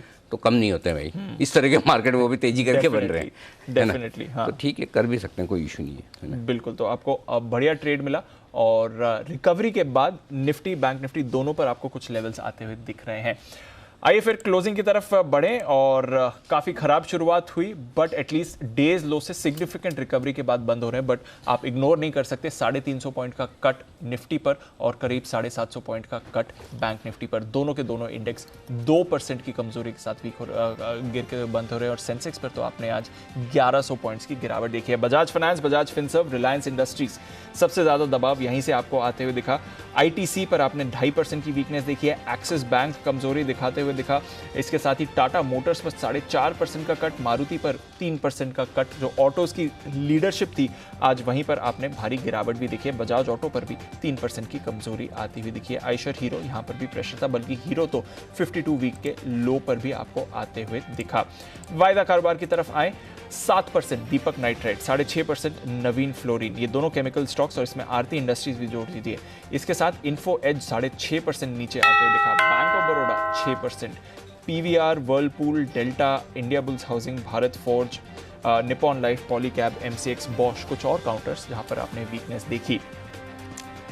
ओपनिंग के दिन 27% की गिरावट के बाद आज भी 12-13% नीचे पेटीएम ट्रेड करते हुए दिखा। तो 2 दिनों में करीब 40% का गिरावट आपने पेटीएम में भी आती दिखी। और बाकी भी जो रिसेंटली लिस्टेड स्टॉक्स हैं लगभग सभी काउंटर्स में आज वीकनेस का दिन था। तो एक्सपायरी वीक की शुरुआत काफ़ी कमजोरी के साथ होती हुई दिखी, पर ग्लोबल क्यूज हैं मजबूत, निचले स्तरों से थोड़ी रिकवरी भी बाजार ने दिखाई है। तो अब यह देखना ज़रूरी रहेगा कि क्या कल थोड़ी रिकवरी और आपको इन स्तरों से आती हुई दिख सकती है, क्योंकि क्लोजिंग के लेवल पर अगर आप देखें तो करीब 125 अंक ऊपर आपको डाउ फ्यूचर्स दिख रहे हैं। वेदांता आज का स्टार 7.5% ऊपर बंद होते हुए दिखा। भारतीय एयरटेल ने बढ़ाए दाम 3.5% की तेजी। वोडाफोन आइडिया भी उसकी वजह से 5.5% ऊपर। और मेटल काउंटर्स पर कल के लिए रखिए नजर, क्योंकि नैल्को, JSW स्टील दोनों पर निचले स्तरों से खरीदारी आई और हिंडाल्को भी पॉजिटिव टेरिटरी में क्लोज होते हुए दिखा। तो अनिल जी, ओवरऑल कमजोरी, निचले स्तरों से थोड़ी रिकवरी, बट बड़ा कट और लंबे समय बाद 2 महीने को निचले स्तर पर बाजार भी आते हुए दिखा। बिल्कुल। तो क्लोजिंग बेसिस पे अगर आप देखेंगे, देखिए 17,440 एग्जैक्टली वहीं पर है। और बैंक निफ्टी भी 250, 37,250। तो वो लेवल्स तो देखिए दीप बराबर ही निकलेंगे, लेवल में इशू नहीं है। निकल जाता है, ये नहीं पता होता ना कौन से लेवल पे रुकेगा। निकल तो जाते हैं, इसके बाद ये, इसके ऊपर ये, वो तो वहाँ तो समस्या नहीं है, वहाँ तक तो ठीक है। मतलब 50% काम तो ठीक है, 50% में सुधार लाना है। ओके, चलिए फाइनली जो फाइनल क्लोजिंग आएगी वो थोड़ी नीचे आएगी, इसलिए मैंने आपको कहा भी कि एक बार प्रॉफिट बुक कर लीजिए, क्योंकि फाइनल क्लोजिंग देखिए आई ना, निफ्टी की 17,416 या बैंक निफ्टी की लगभग 125 पर नीचे आई, 37,125 के आसपास आती हुई दिखिए। जो हमारा पहला लेवल था 37,175 के, उसके भी थोड़ा सा नीचे फाइनल क्लोजिंग आती हुई दिख रही है। कोई बात नहीं, आइए बढ़ते आगे। जी बिजनेस की मुहिम ऑपरेशन हफ्ता वसूली रंग लाई है और डिजिटल लेंडिंग ऐप के जरिए हफ्ता वसूली करने वाले लोगों पर RBI बड़ी नकेल कसने जा रही है। ये ऐप्स ग्राहकों को ऊंची ब्याज दरों पर लोन देकर उनसे हफ्ता वसूली करते हैं। RBI ने अपनी रिपोर्ट में कर्ज बांटने वाले अवैध ऐप्स को रेगुलेट करने वाले ऐसे लोगों को कानूनी दायरे में लाने की बात कही है। आज हमारे इस खास शो में, जो कि है आपकी खबर आपका फायदा, इसी पर करेंगे चर्चा। क्या RBI के सुझाव डिजिटल लेंडिंग ऐप्स पर अंकुश लगाने के लिए पर्याप्त है, और अगर कोई कमी है तो वो क्या है? RBI को रेगुलेशन में क्या क्या शामिल करने चाहिए? चर्चा में होंगे हमारे साथ एकम्बरम CEO क्रेजी के, और साथ ही प्रशांत माली साहब हैं, वो जो साइबर लॉ एक्सपर्ट हैं, और प्रोफेसर श्री राम खन्ना है, कंज्यूमर एक्टिविस्ट है। हम इन तीनों से बात करेंगे। मधु एकम्बरम साहब भी होंगे हमारे पास, हमारे साथ, जो क्रेजी भी डिजिटल लेंडिंग ऐप है उनके CEO है। शो है डिजिटल लेंडर्स पर मनमानी बंद, आज का विशेष शो मिस मत कीजिएगा। कृषि कानून की वापसी के बाद किसान आंदोलन खत्म करने को तैयार नहीं है। किसानों की मांग है कि MSP की कानूनी गारंटी मिले। क्या MSP पर कानून बनाना संभव है? इसी पर देखिए हमारा खास शो MSP कानून मुमकिन है? 5:30 बजे आज ये विशेष शो आपके लिए होगा। कम जोखिम और बेहतर रिटर्न की तलाश में हैं अगर आप, तो आपके लिए है GSEC, यानी कि गवर्नमेंट सिक्योरिटीज़, जिसे आप गिल्स के नाम से भी जानते हैं। GSEC कह लें, गवर्नमेंट सिक्योरिटीज़ पूरा नाम ले लें, या गिल्स ले लें, आपकी मर्जी है, जैसा आप कहना चाहें। यहाँ अब आम निवेशक भी आसानी से सरकारी सिक्योरिटीज़ में निवेश कर पाएंगे। RBI के हाल ही में लॉन्च हुई रिटेल डायरेक्ट स्कीम के जरिए सरकारी सिक्योरिटीज़ को अब खरीदना बेचना होगा आसान, और इस स्कीम के तहत रिटेल इन्वेस्टर्स को प्राइमरी और सेकेंडरी दोनों गवर्नमेंट सिक्योरिटीज़ मार्केट का ऑनलाइन एक्सेस मिलेगा। तो क्या है ये रिटेल स्कीम, और सरकारी सिक्योरिटीज़ में निवेश के फ़ायदे क्या हैं, टैक्स कितना लगता है, नुकसान क्या है, रिटर्न कितने आ सकते हैं, ये सब समझिए। मनी गुरु में GSEC निवेश का मौका क्या है, तरीका, आज शाम 6:30 बजे, और रात 8 बजे हमारी prime time bulletin India 360 degree. कारोबारी हफ्ते का पहला दिन बाजार के लिए मंदी वाला साबित हुआ है। बाजार में ज़बरदस्त गिरावट दिखी है। सोमवार की गिरावट क्यों है अहम, और इसके वजह और आगे क्या कुछ होगा, इस पर हम समझेंगे। बाजार में गिरावट की वजह और आगे की रणनीति, बाजार में गिरावट कैसी घबराहट, ये हमारी कवर स्टोरी, और इसके साथ ही मामला क्या है में हम समझेंगे। एल्गो ट्रेड क्या है, एल्गो ट्रेड कैसे होता है, कैसे काम करता है, क्यों होता है, और इसके अलावा एल्गो ट्रेड से क्या फ़ायदे नुकसान है, और इससे बाजार पर क्या कुछ असर होता है, ये ज़रूर देखेगा आज शाम इंडिया 360 डिग्री में। तो ये है आज का भरपूर आयोजन बाजार बंद होने के बाद का। ओके, फाइनल क्लोजिंग 17,416, 348 अंकों के नुकसान के साथ निफ्टी हुआ है बंद। फाइनली बैंक निफ्टी 847 अंकों के नुकसान के साथ 37,128 पर बंद होता हुआ दिखा है, और सेंसेक्स 1170 अंक लुढ़क कर 58,465 के आसपास बंद होता हुआ दिखा है। तो अगर आप नीचे से देखना चाहें तो थोड़ी रिलीफ दिखेगी, करीबन 150 पॉइंट आप निफ्टी पर रिकवर हुए हैं। बैंक निफ्टी पर आप कह सकते हैं कि करीबन आप 500-600 पॉइंट रिकवर हुए हैं, लेकिन उसके बावजूद ये रिकवरी नाकाफ़ी है।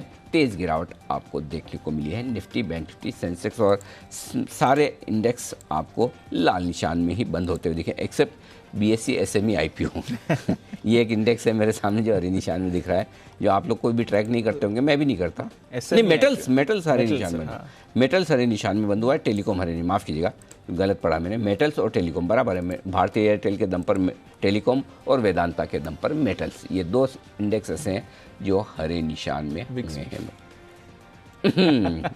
विक्स का तो हरे निशान में आप देखना नहीं चाहते। करेक्ट। सो ये सारा आज का आयोजन, धन्यवाद देंगे हमारे सभी एक्सपर्ट्स को, कुणाल जी, राकेश जी, वागले साहब, जय ठक्कर, सचिन जी और किरण जी, आप सबका बहुत बहुत शुक्रिया। आशु सर, तशरीफ़ लाने के लिए स्टूडियो में आपका भी बहुत बहुत धन्यवाद सर। Thank you sir. आते जाते रहिएगा सर। मैं तो सेल्फी प्रपोज कर देता हूँ मुझे तो यहाँ के इतना अच्छा लगता है, मतलब आपके साथ, दीपांशु के साथ, बाकी टीम के साथ। नहीं मज़ा आता है। देखो वो एक तो कहता है ना, मशीनों से बातें करें, हाँ बिल्कुल, और एक इंसानों से करें, फ़र्क तो है ना। हमें एल्गो पसंद नहीं है सर। गो वेंट गोन, ये है मार्केट का आज का पूरा 3 शब्दों में विश्लेषण। तो चलिए उम्मीद करें सोमवार की सुबह से लेकर दोपहर तक जो माहौल दिखाए, मंगलवार को कुछ मंगल होने की उम्मीद रखी जाए। देखते कल क्या कुछ होता है।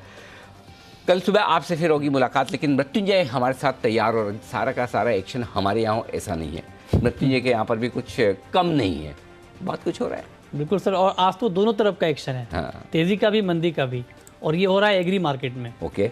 और इतनी बड़ी खबर आई कृषि कानून वापसी की, उसके बाद आज मार्केट पूरी तरह से कंफ्यूज है कि इस फैसले का स्वागत किया जाए, करें, मंदी करें, ऐसा। हाँ, तो सोयाबीन 5% ऊपर है तो ग्वार 5% नीचे। अच्छा, क्या बात है।